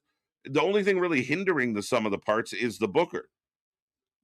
So they're going to do a ladder match, again, out of left field, because it's already felt like we put this to bed. So instead of having a continual storyline with Briscoe, you've branched off. And in the process, you stepped on Ciampa, whether people want to admit it or not, or want to keep cap lock on and to make their point. It's not a good look for Ciampa. It really isn't. And again, if he goes the way of Josh Alexander, who's been there for what? Josh been there for 6 months now? And we've all but stopped talking about Josh as the top guy. All in video package, facts. They could have built the feud more, but TK shoots his load early. Facts. Just jizz in my pants. Nick went to bed. Nick's like, fuck Wednesdays. I've had enough. Yeah, more Death Riders. Tonight's literally went Death Riders, Callus, Death Riders, Callus. Or no, the other way around. Callus, Death Riders. Either way, a lot of both. Yeah. Joins the conglomeration next week. Fuck. That fact, Sean, though. He'll be in a tag match with Ishii by the end of the month. Andrade beat Kenny last week or the week before. The week before? No. If you think losing to Kyle Fletcher in a banger match is burying, then I can't help you. Sorry, if you don't get how what they just did was kind of fucking weird and fucked up and you're running it back and you're just rolling out a guy that just got there, doesn't matter who you are or who you get beat by, you just became an afterthought in something that didn't even matter. What was the point of giving you the belt? If you don't see that, I can't help you. I really can't. I mean, it's right there in front of you. It's not good choice making. Is his career over? Should he retire? No. Did they bury him in a kind of not an intelligent way? 100%. I'm sorry if that's stuck somehow because Kyle Fletcher did it. Again, I want good matches, and I want, I've said a million times, good people lose good matches, but time and place. And I think we specifically do this, and then watch. We'll see if I'm right. We'll come back in a couple weeks and revisit this because I think Ciampa is going to be his opponent at Revolution. But you see what Tony did then. In a way to protect Ciampa, he made Ciampa look bad. So Briscoe can go to Australia and eat a loss. Yeah, not good choices. I vote for the Death Riders. Did I even put a poll up? I don't know. Was there a poll up? Maybe not. Doink the Clown is all elite and in the front row. Let's go. Hilarious. They can sell tickets with Kyle Fletcher being the champion and winning the title at Grand Slam. Tommaso Ciampa versus Kyle Fletcher for the TNT title at Grand Slam would have sold a whole shitload of tickets. Would have definitely helped ticket sales. Another match with Mark Briscoe, maybe not the same zing. Even if it is a ladder match. There you go. See, Damian saying for the 7th time, it's a hard sell. So I am in picture-in-picture, if you're wondering. Danny in control of Orange Cassidy in the corner. So is Clark Connors wrestling Wrestling's Matthew McConaughey, right? Just boom, boom, boom. Let's go. Yeah, I guess. Too funny. I'm going to have to reserve my comments till the next month plays out. But I know many times where people fantasy book an excuse for TK only for him to let them down. That becomes the question, right? So when this does, everyone kept saying, like, wait for the Riders. Wait, the story's going to be this big thing and it's going to pay off. The Death Riders thing never really became anything, never really concluded. And now we're in this weird kind of almost babyface phase kind of thing that they're doing, and I don't get it. But you're right. It's like when he got the Meltzer driver from the Bucks. Where's this going to go? I didn't go anywhere. Oh, MJF joined the Hurt Syndicate. Where's that going to go? It didn't go anywhere. So we got to get things to go somewhere. And I just feel like there was way more to pull out of Ciampa. Right? Where does Ciampa go from here? Where would you put him in a couple more, Mike Bailey next week? Orange Cassidy and Roderick Strong for the win. Fair enough. I hate Danny Garcia with a passion. Jose, I just don't get him. I don't even know if I hate him. I just don't get him. I don't get it. I don't get the obsession with him. I don't get why I should give a fuck about him. I don't find him overly interesting. He's another one of these small guys that play like the tough guy role. You're not intimidating. You don't scare anybody. I don't get. I just don't get it. I don't think he's special in any way, shape, or form. Twin Peaks. Wow, deep cut. Let's go. Ciampa will use you for a few weeks and then off to the shows. Not many watch. How many more will they sign not to use properly? And I think that is part of this. And I do think the WWE's done it a little bit as well. I don't want to let them off like they're angels, guys. I think there's been, oh shit, we just want to sign that person for the sake of signing them, and we don't really do much. So ultimately, I think that I think that's if you're going to bring someone like Ciampa in, Ciampa's going to move the needle, utilize him. If he's just going to be put on Collision for the next 6 months, then why did you bring him in, right? You already had enough people to do that. But I do think we're not done with Ciampa as far as the TNT title goes. I just think Tony did this because of Australia. And I think it's again, it becomes pop-up book writing. You're skipping the necessary parts of the story. You're skipping parts in the plot to kind of tell the story you want to tell because you're just jumping from one thing to the next. Pecker Steppers, perfect. I do not care about the mixed tag hair versus hair match. I don't really. And again, I mean, now Clark Connors hits that rope hard. Cassidy trying to get up. His hands are in his pockets. Oh, there you go. There you go. Why am I catching strays? Shit. That's on me, y'all. No, I got his back. What the fuck do you say? Don't forget to spike that like. Yeah, let's hit those like buttons. As Roddy walks out on Orange Cassidy. Yeah, I see we're just over 50. 91 people hanging out with me right now. If you haven't hit that like button, make sure you do so.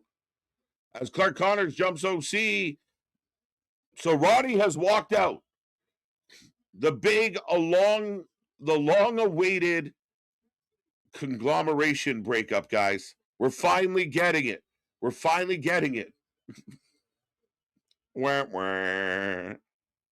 that button? Not that one.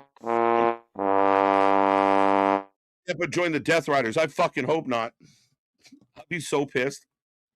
No, I think Ciampa will circle back, and the only reason, see, Tony's going to let Kyle Fletcher beat Mark Briscoe in Australia, so that Kyle Fletcher gets the moment. Why he needed the belt to do that, I don't know. I guess you can't have a ladder match without a belt, maybe. But at the end of the day, that's I think the motivation behind it. And ultimately, so you get Ciampa out of the way, Fletcher gets his win in his home, and then they come back and maybe they give the belt back to Ciampa. I don't fucking know. But again, we'll see where this plays out. But for me, it was a bad choice. Speaking of bad choices, I think I set you up perfectly for that one. I But know yeah, you just poof. I was in the background waiting and lining that up there. But so what did I say that led to you catching strays, my guy? I don't know. Something about repeat yourself, Boston. He's back. Fair enough. But as well, we're fighting on the outside again because that always has to happen. Yeah, I remember. But no, I know I had said in the chat of Daniel Garcia is the one thing from Buffalo that I dislike. Oh wow, I love that. That's brutal. So, fucking hell, in typical AEW fashion, Orange Cassidy's partner Roddy walks out on him, and then there's issues with the other team, and OC still gets the win. Leading the way, but Daniel Garcia over thrusting. You said it, and it is. I just don't get you. Like, what I just don't you? Get you. He's over there throwing a tantrum at Moxley now. He's yelling at Mox. Orange Cassidy gets a win that is Orange Cassidy a shell of what he used to be? Because he's not booked every week. He's booked every other week. So here comes Tony. How do you think about the hair versus hair match? Is it just silliness? It is Yuta to go from Shaggy Dog, and Marina Shafir looks like fucking G.I. Jane. Sounds about right. As Orange Cassidy, I think that's the only way. You're not going to have if Tony Storm shaves her head. Yeah. What the fuck are we doing? Then they've destroyed that character. Yeah. And again, here we are. And I mean, they just really struggle of like do a match and go home. Every single fucking match, here comes a microphone. Right. Devin, what up, my guy? And that's why folk fans, Tony shouldn't book a wrestling show. Again, it's baffling. And again, it was a great match. I don't want to take anything. This has been a good Dynamite. He does good, but it's the afterbirth after everything of just everything. Jesus Christ, my guy. It's literally rinse and repeat. Like it's fucking head and shoulders up here. Knees and toes. Knees and toes. But like Tony at one point was the pinnacle of women's wrestling. And now she's more defecation than anything. Defecation, no breathing. No breathing. I can't book a storm if I'm breathing. Yeah, but it's childish kind of booking. It's like because she says ass and fart and shit like that. Of that, yeah. She gets a promo segment every week because she says you whore and all of this. Like I feel like if you little schluck, who fucking cares? You book like you're 12, Tony. Guess what? Those dry socks ain't gonna help you book the show, my guy. Wheeler useless. See, that's the thing. Is this the only way we could get Yuta to cut his hair? Is to have a hair versus hair match? And Danny's still over at the table on his knees. I don't know why he's on his knees. Y'all can guess. I don't know what's happening. Knee pads. Knee pads are going strong with Danny. Like this is just going long, and there's so many people here, and like I just don't get it. It's a go home show for a collision. When's the last time you saw a go home show for a collision? Because it's not a pay-per-view, remember? It's on regular scheduled programming after it's been taped. Oh no! They got Mina. Oh, here comes Danny again. And so Danny jumps they're gonna cut her. They cut her ponytail. Oh no, she's dead. What the fuck? Who cares?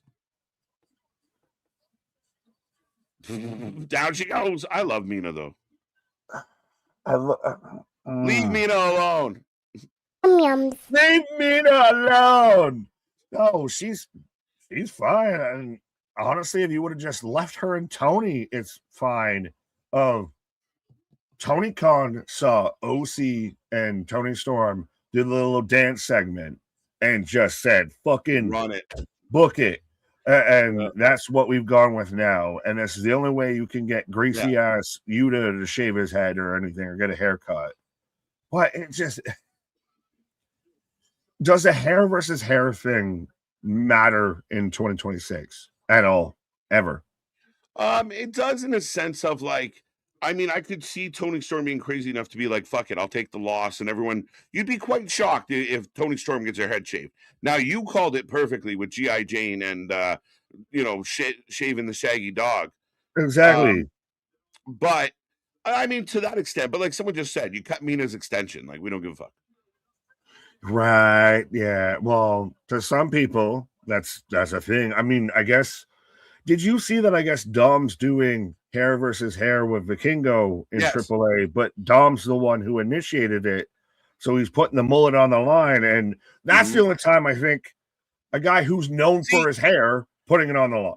And so is Vikingo, right? Like Vikingo has that like ponytail thing. So I mean, he's a fucking strand away from being just bald as it is, my guy. He's just got the thinnest of mohawk braids. But that means something to him, is his fucking ponytail. So I think for both guys, losing their hair means something. Orange Cassidy getting a buzz cut, I don't. So what? As I got Andrade and Callis, by the way.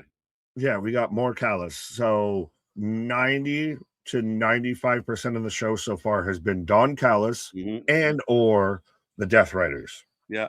I just want to say I hated that half that segment because there was no English.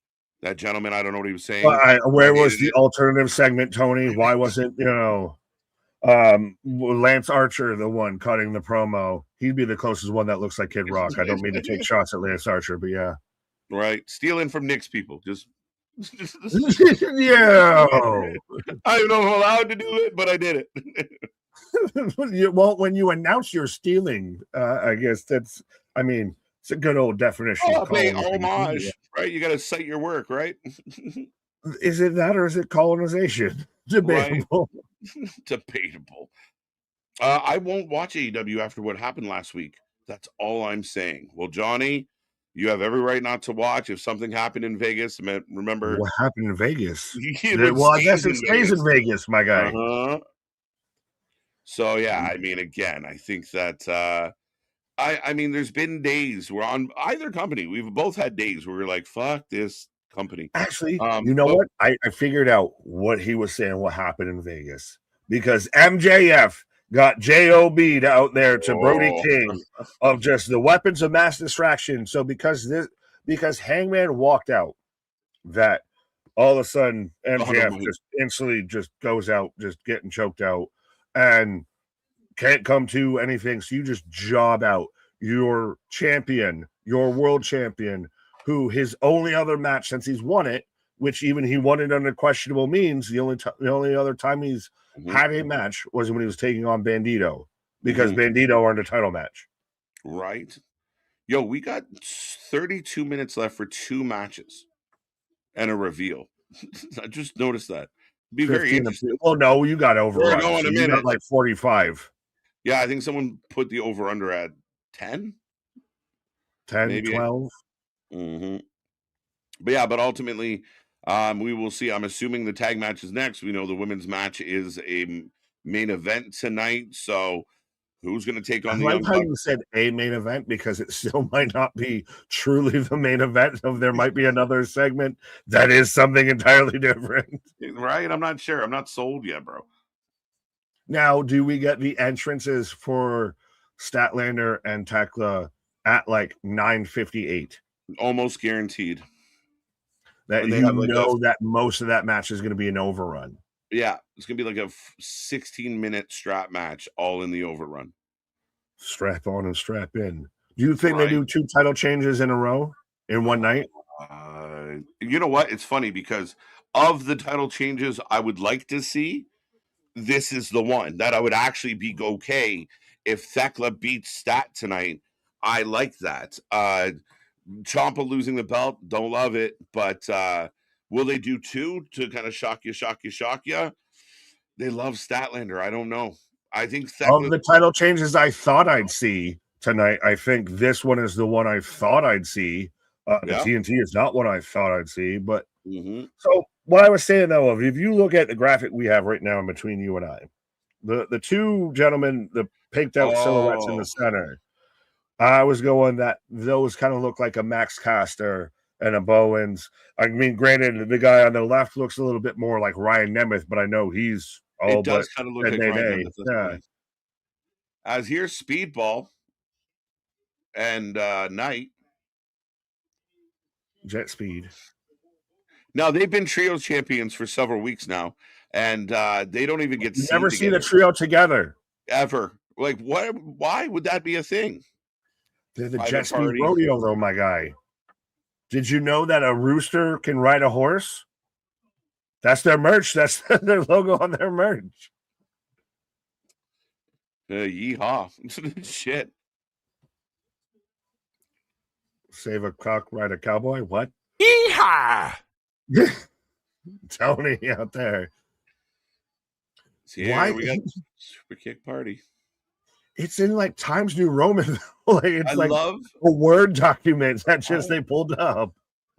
I love that they're showing people losing their fucking minds. Like these guys were shitty heels for 3 years and did nothing, and they got their music back, and we love them.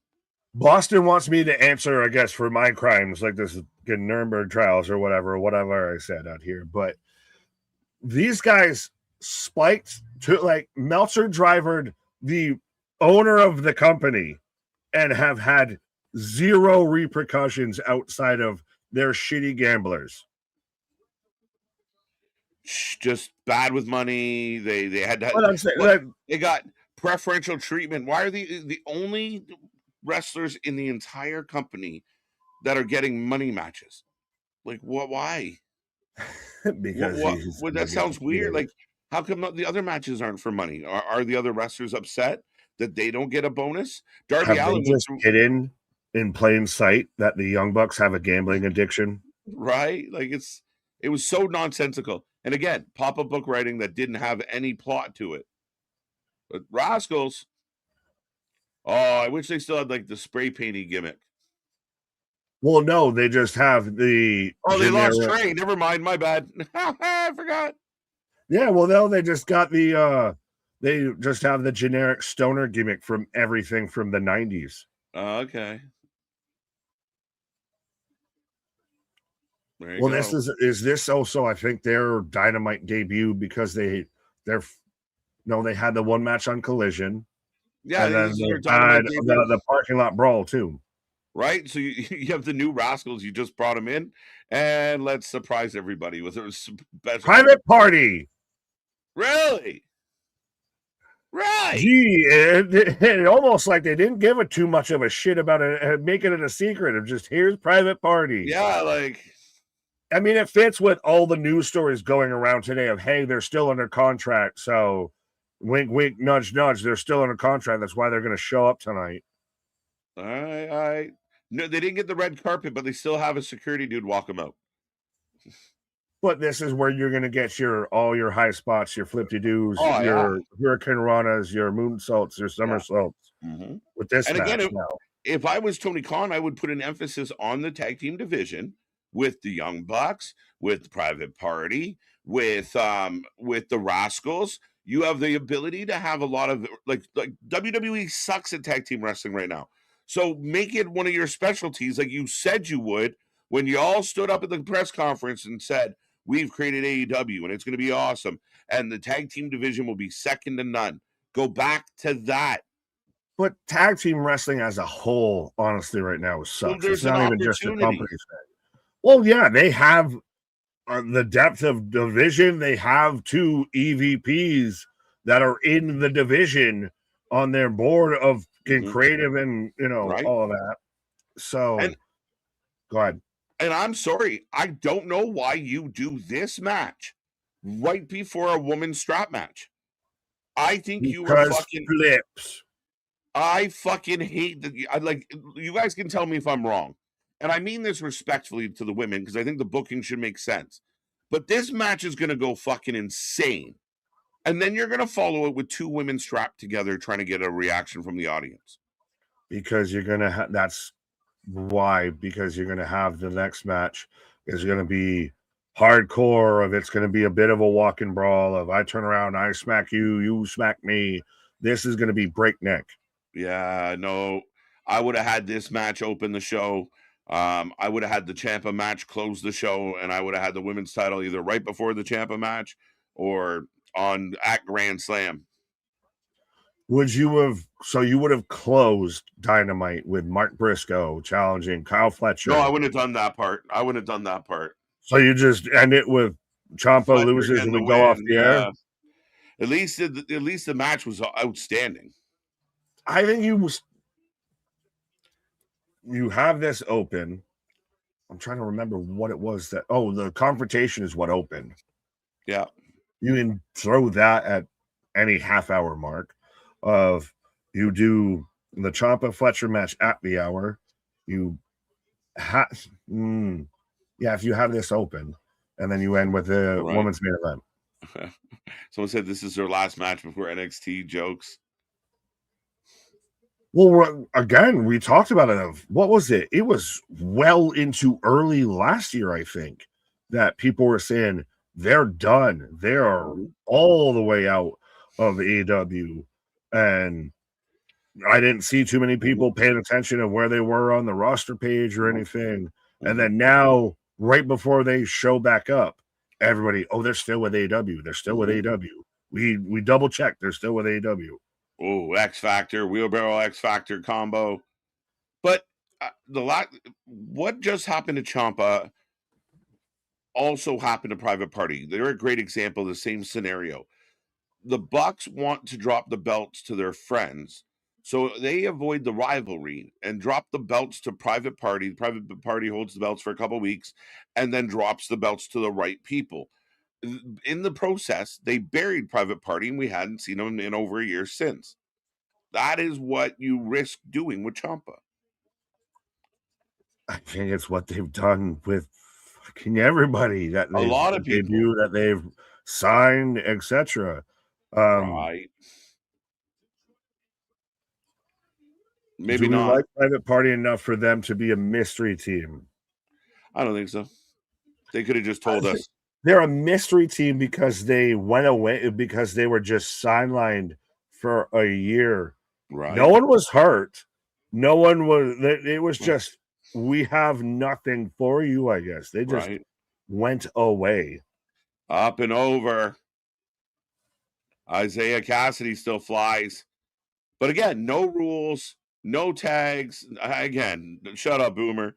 I mean, but nothing, Nick. Nothing that resembles a wrestling match. I wouldn't say resembles a wrestling match, as everybody with a moonsault from Desmond Xavier. But I think this is, like I said, this is where you're going to get your high spots. This is your You're going to get your high spots, your big moments. You're going to get your choreography. Couldn't you do that within the confines of tag in, tag out, legal man? Yes, but do they have the capability to? But clearly not, which, I mean, again, always makes me hesitate when people talk about we're the best wrestler, Booker. On one hand, they do, because the Rascals, we've seen them multiple times actually have solid, grabbing the tag rope, even tag matches, and still pull it off. Is it the Bucks way or the highway? Right. Yeah, I agree with you, man. I mean, can they do it? And if you're going to be the best at what you do, again, it's like somebody who's phenomenal at street ball, right? You're out there and you got all the moves, right? You're a fucking globetrotter. All right, now go play an NBA game. Oh, there's rules there. You can't double dribble. You can't fucking, you know what I mean? Now you got to play the real game. Yes, facts. Right? What that to me is the difference. Is they're doing an amazing job, but it's amateur hour. We can do all the things without the actual thing, without the actual parameters of what wrestling is. And then you go, okay, can you do it in the big leagues where the rules matter? And they go, no, not really. I think they've at least done well enough of they haven't spam buttoned anything throughout the show. I know that they've had some fight out the side and everything, but it wasn't the opening segment with Kenny and Swerve. We've had some high spots, but it's not like what we're going to see here. So we haven't spam buttoned anything. We haven't. This is kind of the first time we've seen this tonight. Tonight, yes, I'll give you that. Okay, and I understand, but I do think it's terrible to put the like. I don't love the idea of booking the last match we had. What was the other match that we just saw? The tag match with Orange Cassidy. Put that before the main event. Give the ladies a chance to win the crowd over. I think you're setting them up to fail by having. We'll see if the crowd stays with it. Then I'm okay. I mean, but to go 6-man or a triple threat tag match for the number one contendership with 6 high flyers, I just think you're setting your ladies up to be in a bad position. Yes and no. I mean, would they have had a flatter landing going into it if what was their lead-in of what Mina Shirakawa gets a haircut after Daniel Garcia loses to OC, all of that? Like, yeah, this is at least something that's getting the crowd engaged. Yeah, 100% it's going to. So hopefully they can carry that energy and they don't flatten out. Now here's the thing: you brought private party back, and I saw some of our friends in the chat give their opinion about private party coming back. A lot of people saying, "Well, I didn't really fucking react. I wasn't that into it." Now, does private party have to win this match, or what was the point? No, because already, what was the point? That we're already there, so we don't. The win or loss does not matter, right? So like they bring back private party. Oh my God, private party's back. They're going to do big things. And they eat a pin to the Bucks. Rascals just signed here. Then I mean, again, we have a heel champion. So technically every team's a babyface in this situation. Fair enough. So we're all up for grabs. Pause. Yeah, the women's match might be quiet. I'm with you, Nair. I'm worried. Did they just bring private party back because of all the stories that were going out, or was the stories going out because they were going to bring them back? Is it because of, there's been the discourse of where are the street profits? So, hey, we'll just bring back private party. Listen, I mean, it very well could have been the fact of private party was really considering going. And then Tony pulled up, beep, beep, beep, beep. The truck's here for you. I mean, again, there's been a lot of stories like that of like, they've been off forever. They haven't been doing anything. We'll see. Again, is this just like a one-time nostalgia? Oh, yeah, they're here. And you put them back on the bench. Well, that's the thing is they were just way away. Like I don't recall any one of them being injured or anything like that. It was they just went away. Right. Jason with the 5 bones saying 3 cheers for Tomasa transitional Ciampa. Oof. Chin chin. Right. I'm officially bored with Dynamite. I lose interest when shit is just running around like this. I do. I know the crowd's cheering. They're having a little bit of fun. But you can do all the moves and tricks within having proper rules and proper in-ring psychology. Oh, great. Now Hook. The children just keep on coming. The collective age of this match, of this whole segment, or like the average age seems like 25. Seems like. And I know that there's people much older than this. There's people older than you and I in this segment that look like they're half our age and everything. But yeah. Oh. That was supposed to be a Hurricane Rana. But I like it, Jason. I don't terribly mind it. I still think the Rascals win.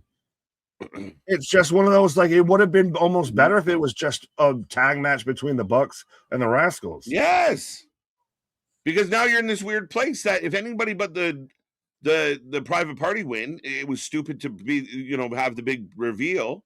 And if the Rascals don't win, wasn't a big reveal. They just showed up. There wasn't like a pause or a delay or who's the mystery team. It just next song.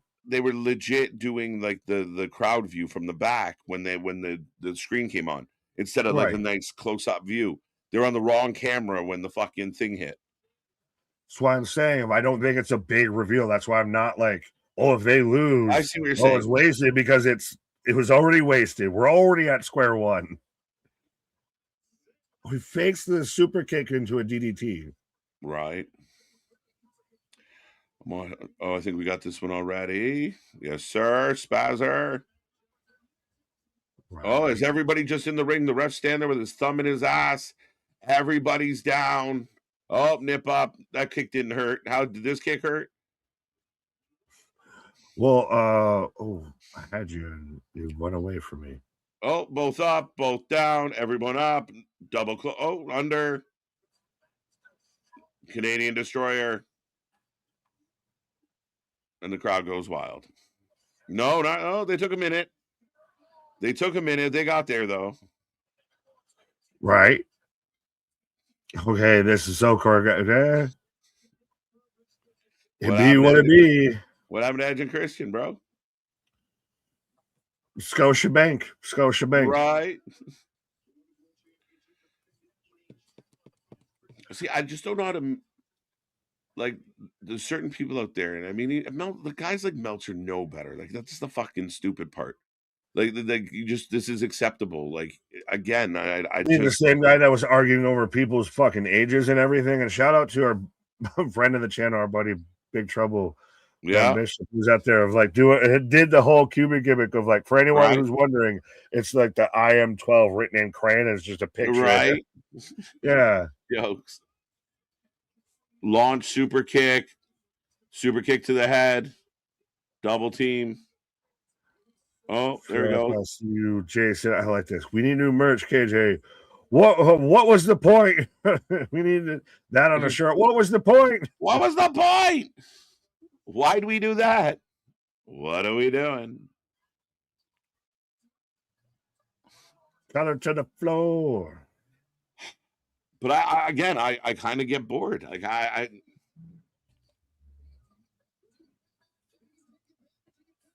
Is it there's almost too many moving parts? It's just there's no structure to this at all. It's just people doing 1, 2. Matt breaks it up. It's like if you've ever been to Vegas and they do those live shows outside of the hotels, like the fucking pirate ship, and they do like the guys they do the play fighting, and then the guy like high dives and does a fucking triple fucking sow cow into the water, whatever the fuck. That's what this becomes to me. It feels like a casino show. It feels like it feels like something you'd see at an amusement park. I thought those were just people on amphetamines, my guy. Run, Nick. How would you book the chamber qualifying match between Cody, Jacob, and Sammy on SmackDown? Everybody gets in because what the fuck of who goes in and challenges, like who wins that and then has to play? Who's the odd man out in that? If I'm guessing at the moment, Cody, Sammy, who's Jacob. The third name? Jacob, right? Okay. Yeah, if I'm guessing, Sammy is the guy that gets through. The Bucks win. And the Bucks win. Dang, oh my God. We just signed the Rascals in Private Party, and the Bucks fucking bury them. Hey, you know what we're going to do? We're going to run back FTR versus the Young Bucks. Have you not seen that feud to fucking death already? But it's just and the FTR is supposed to be the heel because of fucking Bivens, and the Young Bucks are the babyface because gambling. Yeah, here they come. Okay. Another afterbirth, another moment. As here comes the Rascals FTR. Was at least the choice. Like even if you weren't gonna do they're brand new, private party, was pumped. You do the Rascals at least because you just fucking signed them. All right. You just brought them in. Cirque du TK. Let's go, Jose. And another match that ends, and here come the microphones. It is now 9:49 Eastern Standard Time. We have 11 minutes to get to a strap match, and you're going to do a promo segment after the match you just had. Are you asking people to get in the car and go home? Are you asking for people to tune out of the women? Do you even give a fuck about honestly? The women? Well, it's one of those things of it's just whether it's the women, whether it's the men, whether it's this, whether it's that. Honestly, at this point, right. Tony Khan, Chad Khan, Will Washington, Will Witherspoon, Excalibur, whoever needs to hear this at this point, stop booking your main event to start in an overrun. And again, what are we doing? Like, What is the purpose of signing new talent? And to me, I think it's partly ego. The EVPs get to rub their dick on the forehead of anybody that signs with this company.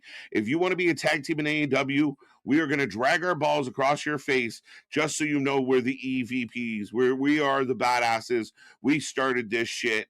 And they get another title shot. And the Rascals and Private Party, thanks for coming. But eat these balls. We are going to have the title shot. Not the Dragon, Generation Me. What the fuck, bro? But it's just, to me, we've seen this 1,000 times. Like, this was cool within the first 4 years of AEW, and now we're still seeing it. We still have not grown, or whatever we want to make this as an excuse of, so the Bucks are the baby faces because shut up, because super kick. But we haven't grown the tag team division. That's still in 6 years. It's still the same people.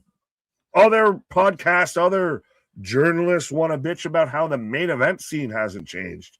Let's look at the fucking tag team situation, how that hasn't changed at all. As Bibbins is now being harassed by the Bucks, they got the belts. FTR down and out, looking like idiots. And they pretend to kick Bibbins. Ooh, Bibbins is sitting around in that chair so long, he's starting to look like Darius Rucker. He's Mr. Glass out here. I don't want to be with you. Right. Now, after all that shit, we have 8 minutes on the clock and a main event strap match. So you put the women in the main event spot and you do them no favors. Am I wrong? We're going to go to commercial, so you're going to end up with 5 minutes, and that's not including 2 minutes of introductions. Yeah. So, yes. So, like, for if you're a tribalist out there, if you love AEW and you hear my voice, does it not bother you as an AEW fan to think, here we are a couple minutes away from the main event? Like, would you not be the type of person that gets on and criticizes other companies for doing that? As I do have Will Ospreay on my screen. But realistically, I mean, even if you're tribalistic, you got to agree, like, oh, fuck, I wish they weren't doing this at the last minute. It's supposed to be a big deal. Pacing, my guy. But you don't put, your second best dish right before the main course a bit. You kind of space some shit out. If you're doing a multi-course meal out here, which most wrestling shows are, you kind of have a palate cleanser right before you get to the main course. Instead of like, here's dessert and then here's the main course. Here's some fucking suicide hot wings right before you eat your steak dinner. Let's all just bite into a habanero pepper right now, before we eat dinner. Yeah. When your mouth is good and numb, then we'll serve you the steak you've been waiting for. When you start crying, that's how you know it's working. But ladies and gentlemen, we are about to get to the main event. I will put a poll up for that. Make sure you're back tomorrow. We are live for TNA Impact. The trend continues on AMC. Will they grow? Will the number keep going up, Nick? It should be a fun one, a little bit later than we normally go, but we will be live. Anthony and Big Nick, looking forward to that one. Friday SmackDown, again, shockingly, still at its regular time. Woo! Because, you got to keep track of this shit. But if you don't bring it up, it won't change. Right? So we'll be here at 7:30 for SmackDown. Saturday, we're here for Grand Slam. We got so much more coming your way. We're getting closer to Revolution. Elimination Chambers coming up. Friday, we'll have one eye on TNA as well for No Surrender.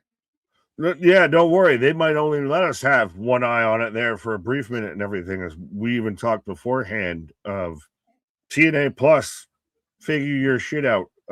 Especially when now you're in the big leagues. But right.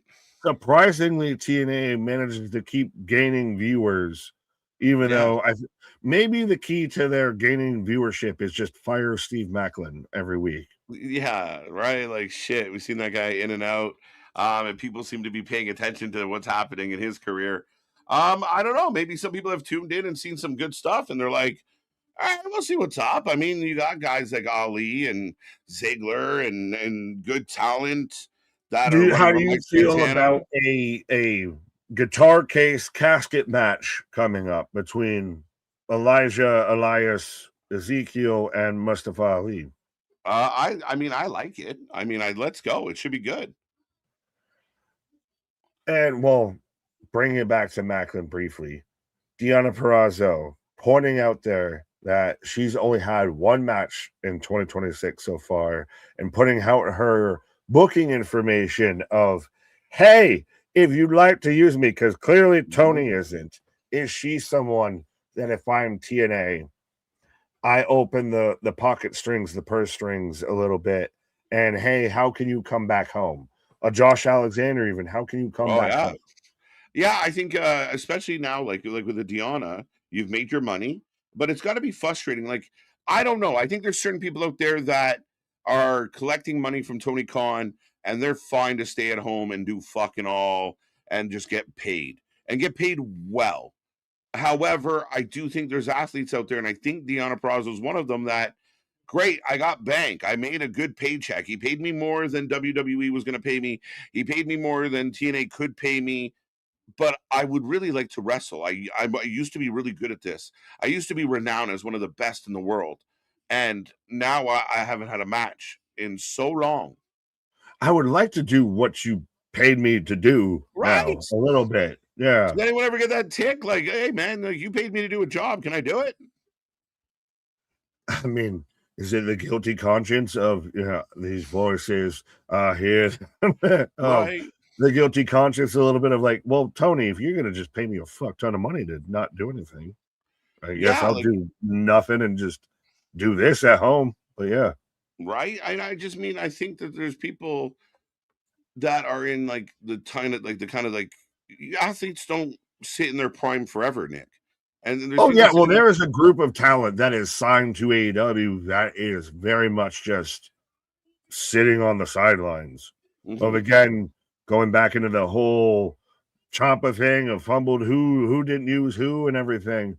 Of at times it's not even an issue if a player signs with another team and they take off on that team. It's not because the other team misused them or whatever. Sometimes it's the better fit. 100%. As we were getting the replay of last I was week. avoiding all of this because I don't. Hello, darkness, my old friend. So, I mean, the people that argued that Brody beating MJF was a good thing, Are what do you wrong. say to Are that? wrong. Are They're you like, wrong. it doesn't help build up Brody? Oh, MJF's fine. You're not burying your champ by having him lose in a Oh, no, squash, no, that's exactly what you're doing. That's 100% what they're doing. I thought you were saying if right? they thought that Brody winning, was a good thing. No, Brody should have been out there beating somebody like a Hangman Adam Page, Hangman. like a Swerve, like a Andrade, like a Hmm. Kenny, what have you, to earn a shot instead of beating your fucking champion to then challenge your champion. Because Yeah. in the history of AEW eliminator matches, everyone is over with you won your qualifier, your eliminator match, and Right. then actually won the championship. Hmm.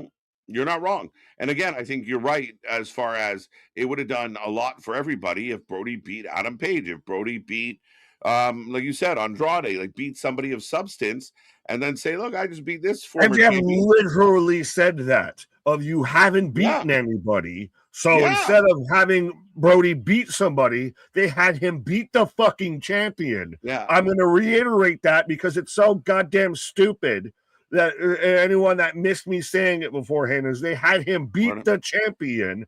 But Jey Uso, we're running back right now. Uh, before he goes and challenges the champion. Yeah, What? yeah. When you're not good enough to wrestle me, go wrestle someone else and earn your stripes.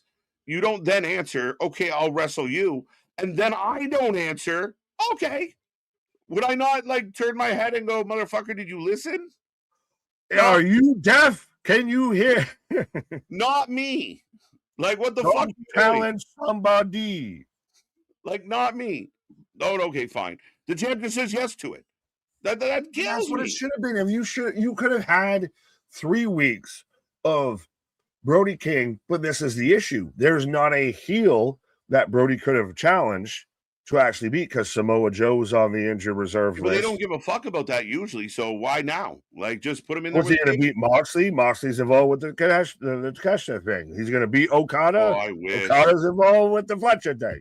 It'd be my new favorite wrestler if they send Brody after to destroy Moxley. I'd pay for that to be a shoot. So I was going to make a joke, but I don't think I can make it. Right. Here comes Statlander.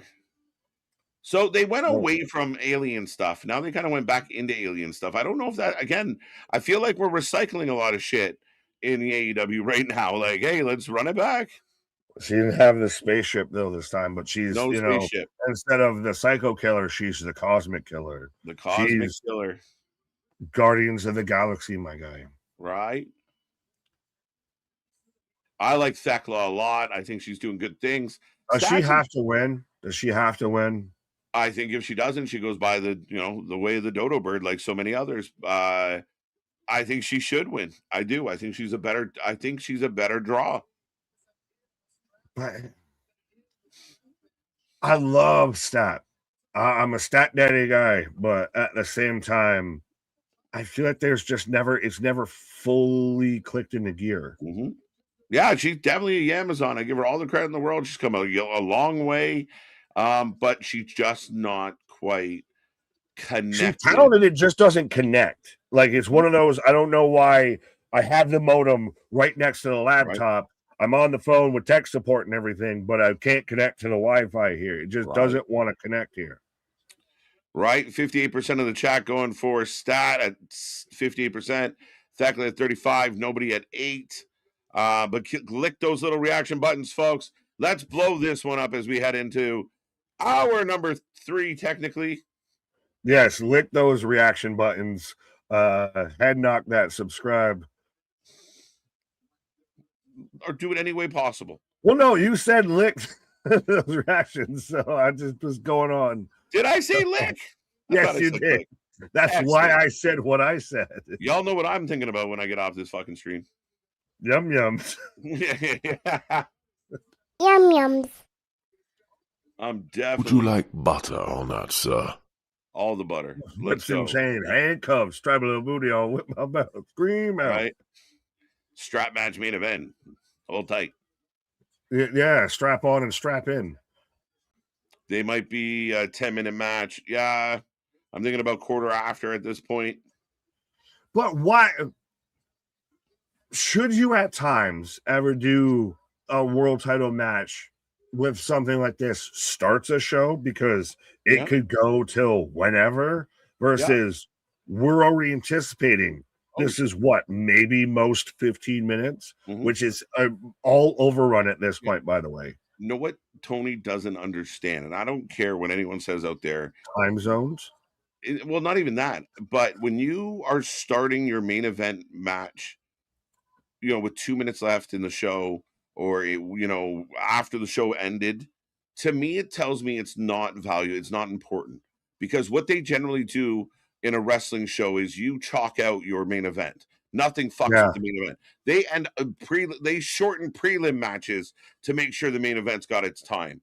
So to me, when you're starting it, it doesn't have the cool effect that Tony thinks he does. When you're starting it this late, it means to me you didn't give a fuck about it. That is actually kind of like the biggest underlying point of it. It's one of those, normally your main events, you're a Northern Star and everything's built around that. Right. He does it again. I think we've talked about it. He reverse engineers all his fucking shows. For the longest time, his main event would start the show. Now he's just switched to it starts in the overrun, which now no one, even if you're just not going to watch Dynamite live, you're going to miss this whole match. You're going to miss the main event because your DVR or however you're recording it or anything, going to watch it back, isn't catching this. Right. Well, and the dilemma becomes, the crowd's a little bit subdued. This is my fear. And I challenge someone to go back. You'll find a lot of Young Bucks matches are followed by the women's matches. I promise that's a fact. Like, they have the women follow the Bucks a lot. And here the women are just after watching a fucking absolute car wreck, a fucking destruction derby. And now you got these two good women trying to have a strap match, and the crowd's kind of not impressed because you're not flying through the air. This is my time. You couldn't get, the women to actually follow the Bucks, so you had to sit there and pay them to follow the Bucks. What? But and here's Aubrey. Yeah, of course. Has stats busted. Busted. I fucking hate Bryan on fucking commentary. I can't handle Daniel Bryan on commentary. I'd rather Bree Mode play on repeat than listen to Daniel Bryan on commentary. I can't ever hear them for whatever reason. I don't know if my ears just auto-tune them out or whatever. It's one of those, it's a dog whistle, you just can't hear it. Yeah. But I don't hear them. Like, I heard Aubrey and Tekla during that whole segment, then I heard any bit of commentary. This cameraman knows the assignment.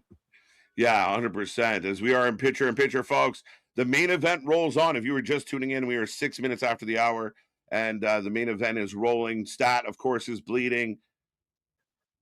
Commercials in the overrun. Commercials in the overrun. It's disgusting to me. It is fucking nuts.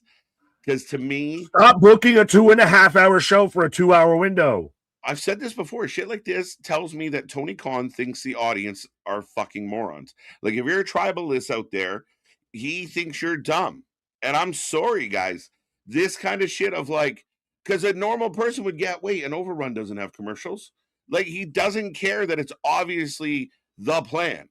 Like, again, he just pedals to you. Well, you guys after 6 years of it being an overrun, is it just part of the fucking show now? Can we stop calling it even an overrun? Because it is exactly part of the plan. Like, an overrun should be, folks, we're going to stay with this because we're supposed to be off the air, but this keeps going. The action keeps going, so we're not going to cut away. And instead, we got fucking Papagenos and Pepsi and everything out here during this. Right.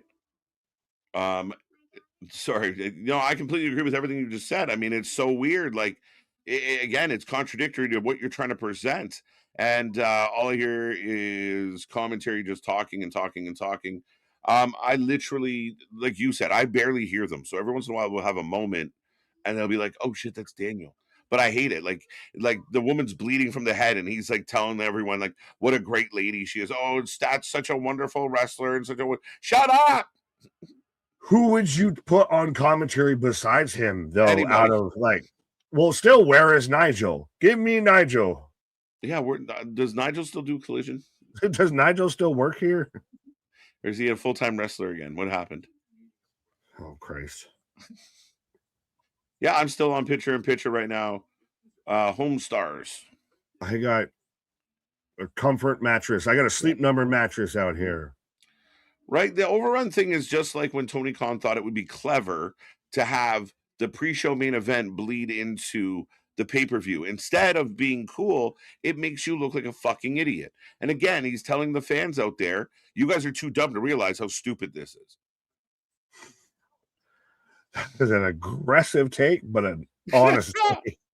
But isn't that what it feels like? That you guys are dumb. We started this main event.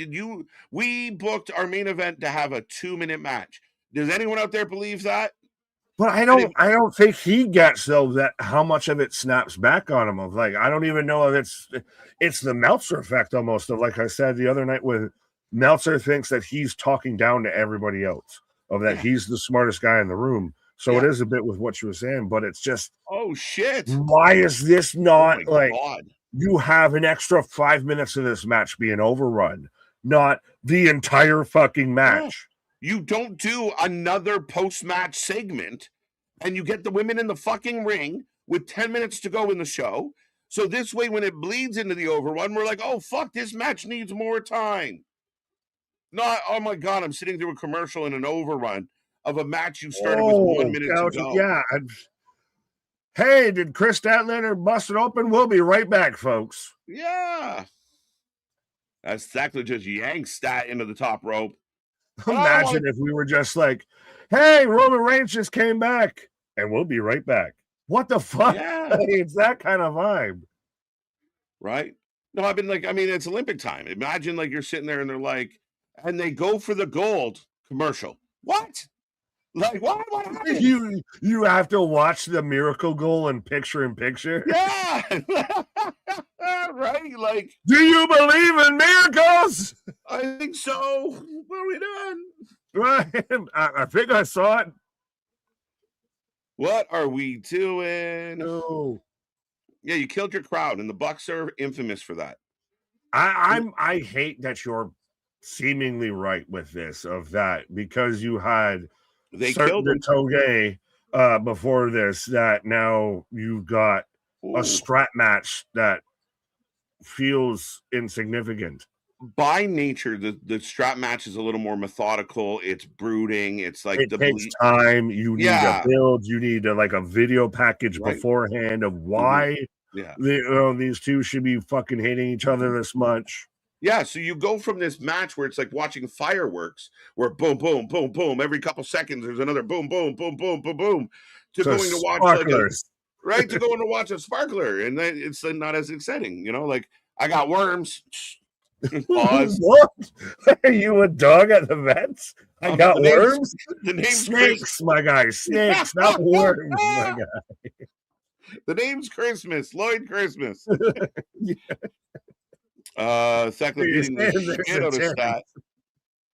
Thekla is losing. It's highly possible. I don't want Thekla to lose. I think she's overall the better wrestler and the better presentation. I think you can't have your top heel in the division lose all the time, every time. I love it. Take that, bitch. And you've got her the leader of a faction. Do you need to like kind of course correct a bit even with Stat of like superplex, but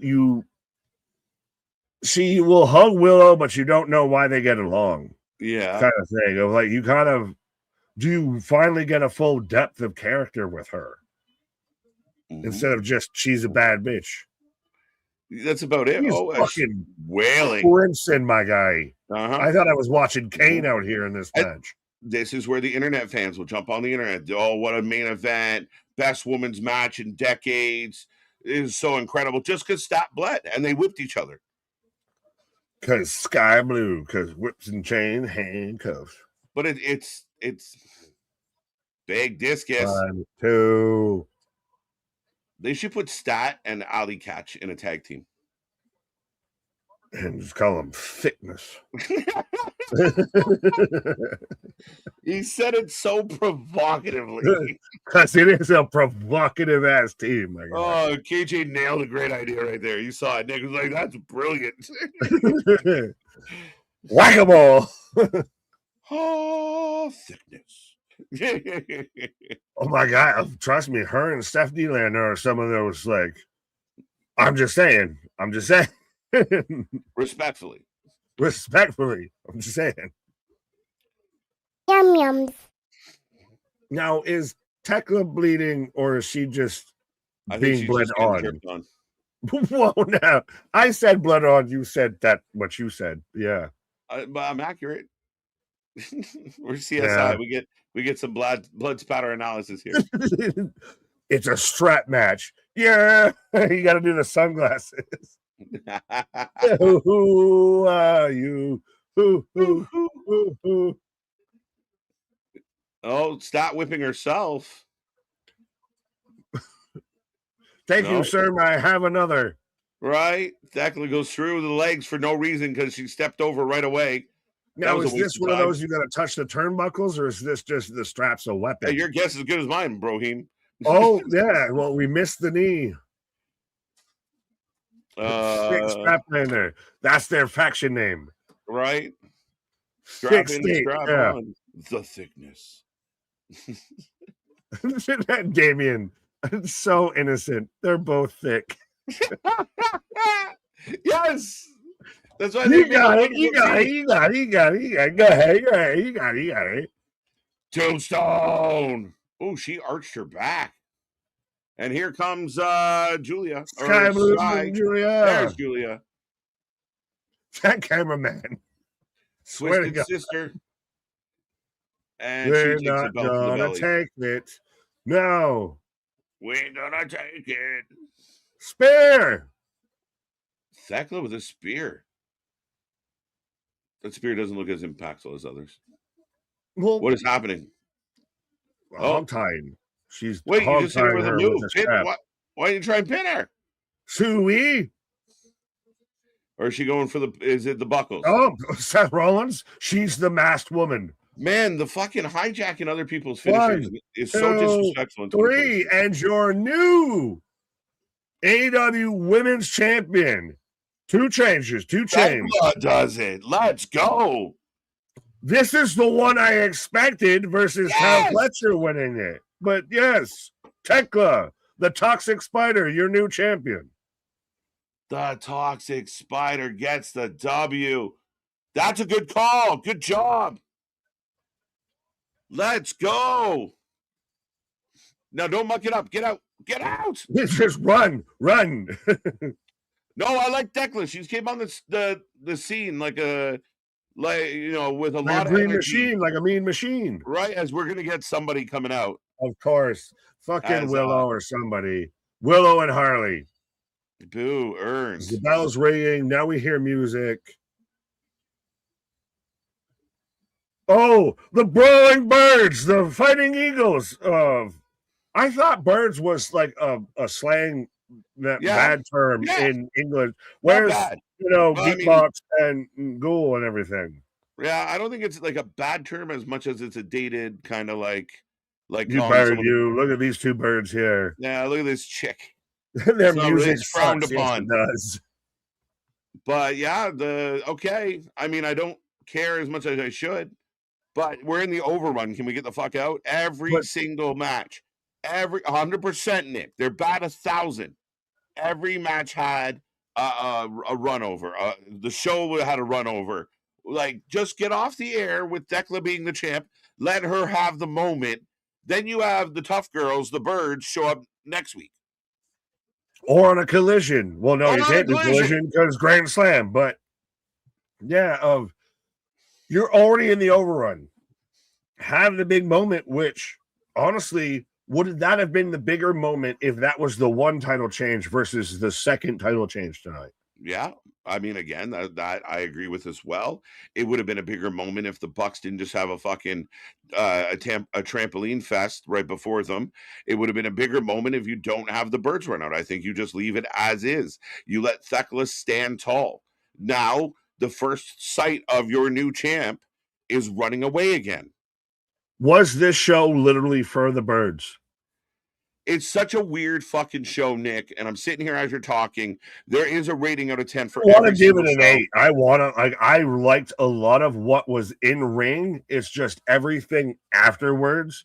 Skip that. Like, if I could just watch highlights of just the wrestling, which is honestly what they sell you on of where the best wrestle, because they suck at promo segments. They suck at backstage. They suck at angles. Right. Their wrestling was really great tonight, but everything else sucked. Yeah, no, I agree, man. That's the thing. Like the Kyle Fletcher Ciampa match was one of the best matches we've seen in a hot minute. That match absolutely cooked. The main event was slow. It was boring. People are gonna nut all over it because somebody bled. The new champ's great, but kind of overshadowed by the better champ, like the bigger championship, by feel. The bigger surprise. Like that should have been the main event. That should have been. It's no different. I mean, how you did it. Every match shouldn't have an overrun. You have to have a way to be creative. Some things happen backstage. Some things are a video promo package. Some things are, done elsewhere on another show.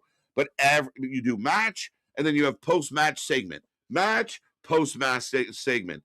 And I think what you did tonight with Fletcher is you shat all over Ciampa by having Mark come out right after and say, I want you in a ladder match. And Ciampa's just like, I'll go home now.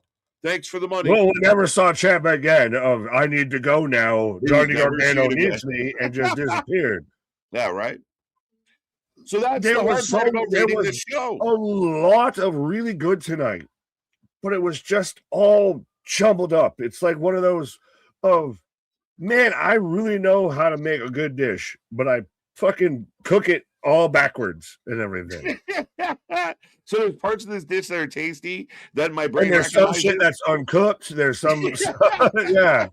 Like, what is this doing in here? Who put that in there? What the fuck? Right, you might get food poisoning or you might enjoy your meal. I don't know. Right. Dealer's choice. But like pacing and just placement, it was the biggest thing that hurt this. Yeah. Nothing in ring, I think, was bad. No? Nothing a super issue. I mean, Well, the Orange Daniel Cassidy shit, I Garcia didn't care wasn't for. great, but it wasn't offensive. Fair enough. I'll accept I that. think you had some really great matches, and then you had some really terrible segments. So the question is, how much does the action pull up the score and how much does all the nonsense? And again, I really feel like Tony Khan is insulting our intelligence, that he really thinks the people watching this show aren't smart. I feel like that's what it is. Like they won't connect those dots. We'll just fucking, someone bled. They don't give a fuck if it makes sense. No, because that's what feels like- happened at IWC. Is like, don't you see all these dots that you are They just connecting? make them up. They make them up. They don't Pepe even know. Sylvia. They don't know what the fucking answers are or the questions. Whoa, it comes around, it's all around, Ricky. Right. All right. What are you gonna say? I still said like an 8. I know the segments were terrible, but I'll the go 7.5. matches were really good. Like Fletcher and Ciampa was without a doubt one of the best matches of 2026, I feel, so far. Mhm. And it was completely squandered with everything that came after it. Like, fully hate because I got to watch the match. Absolutely. I love the way you said squandered for some reason. Squandered. It's one of those extra vocabulary words, extra syllables. Right. The wrestling in this match made the show an 8 out of 10. Show, poor stat, 8, 4, mega low. Jamie actually dressing regular clothes. Yeah, so now they're like what did you call them? The muscle birds? The Brawling Birds. They're the Brawling Birds. Birds. That's their name. They're the, which again, I thought was kind of meant as like not exactly a fully bad term, but like, you're in a British pub or whatever. Hey, you two birds there. It's kind of like, SOUTES, all of that. Yeah. Right. I guess if you choose the name, you take that control, right? I take onus over it. Yeah. I'm a hoe for show. So I own it. Yeah. But yeah, so yeah, the birds. This is what I need. Like, we need Geekbox or Google to like clarify. Anyone from the UK, because you're Canadian and I'm an ignorant American, so I don't really. I'm going off of stereotypes. Right? Yeah, I don't think it's like a harsh term, but it is very like. Again, it's not a proud term. I'll say that. No, like when we say it's frowned upon when you're like, look at those chicks, right? Like, who are you calling a chick? Like, it's kind of that. But then we got the babes of wrath. Are you allowed to call? I mean, again, now we're getting fine. I'm a babe. She's a babe. Yeah. We're all babes. Hey.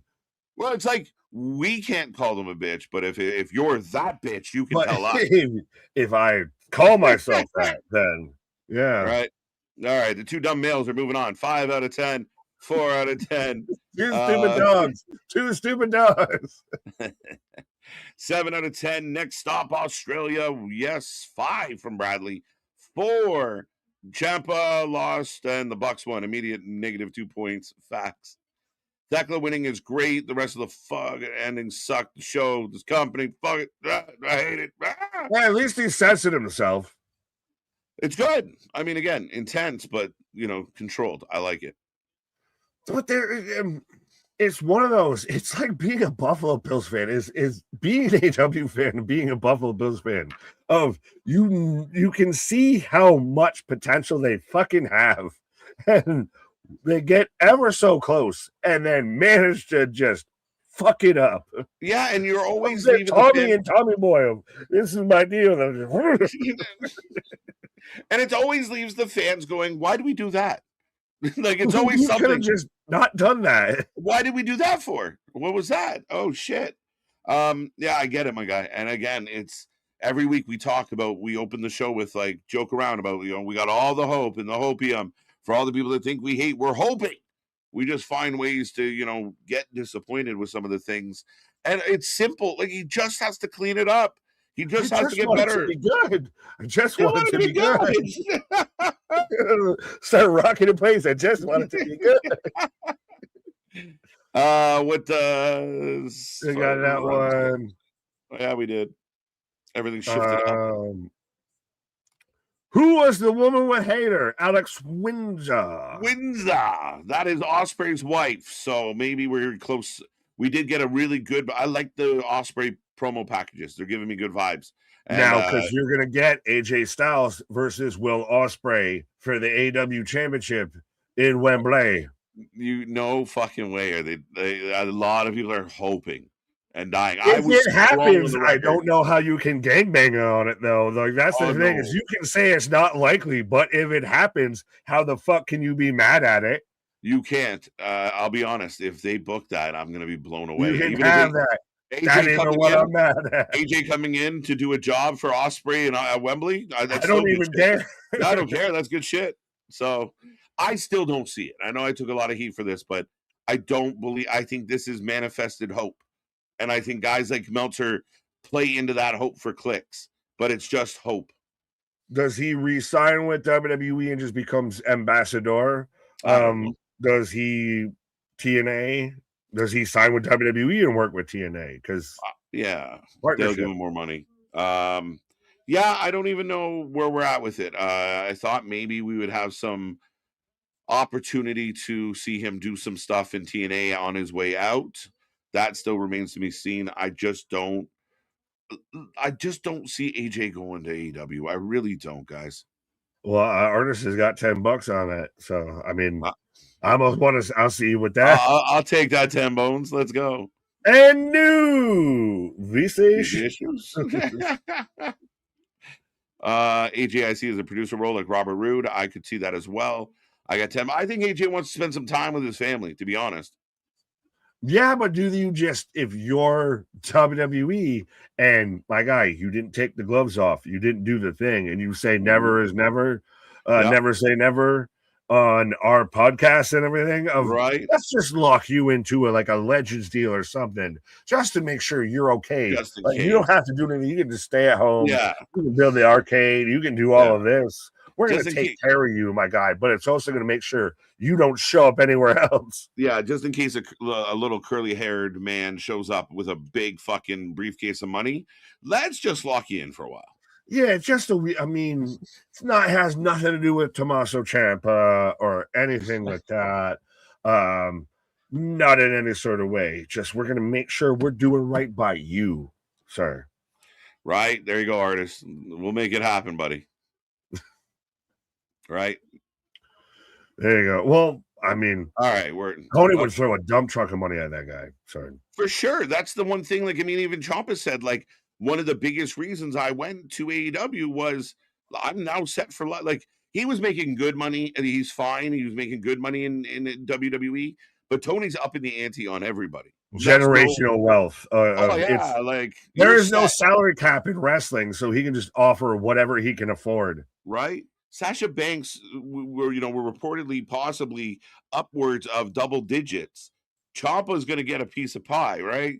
Okada apparently got over 4 million. Ciampa's going to get a piece of pie, especially when it's supply and demand, motherfucker. Is it insane to you to think that, and you just said that though, but that Okada is probably on the same kind of deal that Roman Reigns is on. Yeah, that level of equivalence is insane to me, and I get Okada who he is. Yeah. But yeah. If you told me that Danny Garcia was making 1.5 million a year, I'd believe you. Oh my fuck! I would hate you because and say, how can I get that job? It should have been me. But you can't say no fucking way with certainty. That's no. You can't say no way that's true. Maybe it is. Hold on, I don't know if it's true. But if you told me that was the number, I'd be like, I could see it. He loves them. But now, do we play this game with the max numbers and everything? Does the absence of proof equal proof? Well, you can't tell me that there aren't 5 million people watching on Max, so that doesn't mean that there aren't. Right. Well, we know how many people are hanging around here, and we appreciate you all for doing so. Don't forget, we are back tomorrow. TNA, we are the WFU. Oops, I forgot to change that one. But we're Don't back worry. In tomorrow. case you need to know who won the Super Bowl, you Go can back go and and watch. watch that too as well. It's a good time, and if you haven't seen it, go check out the clips. They're fun too. But yeah, TNA tomorrow. It's not this graphic either, but we will be here live at 8:45 for Impact. We're looking for that. SmackDown Friday.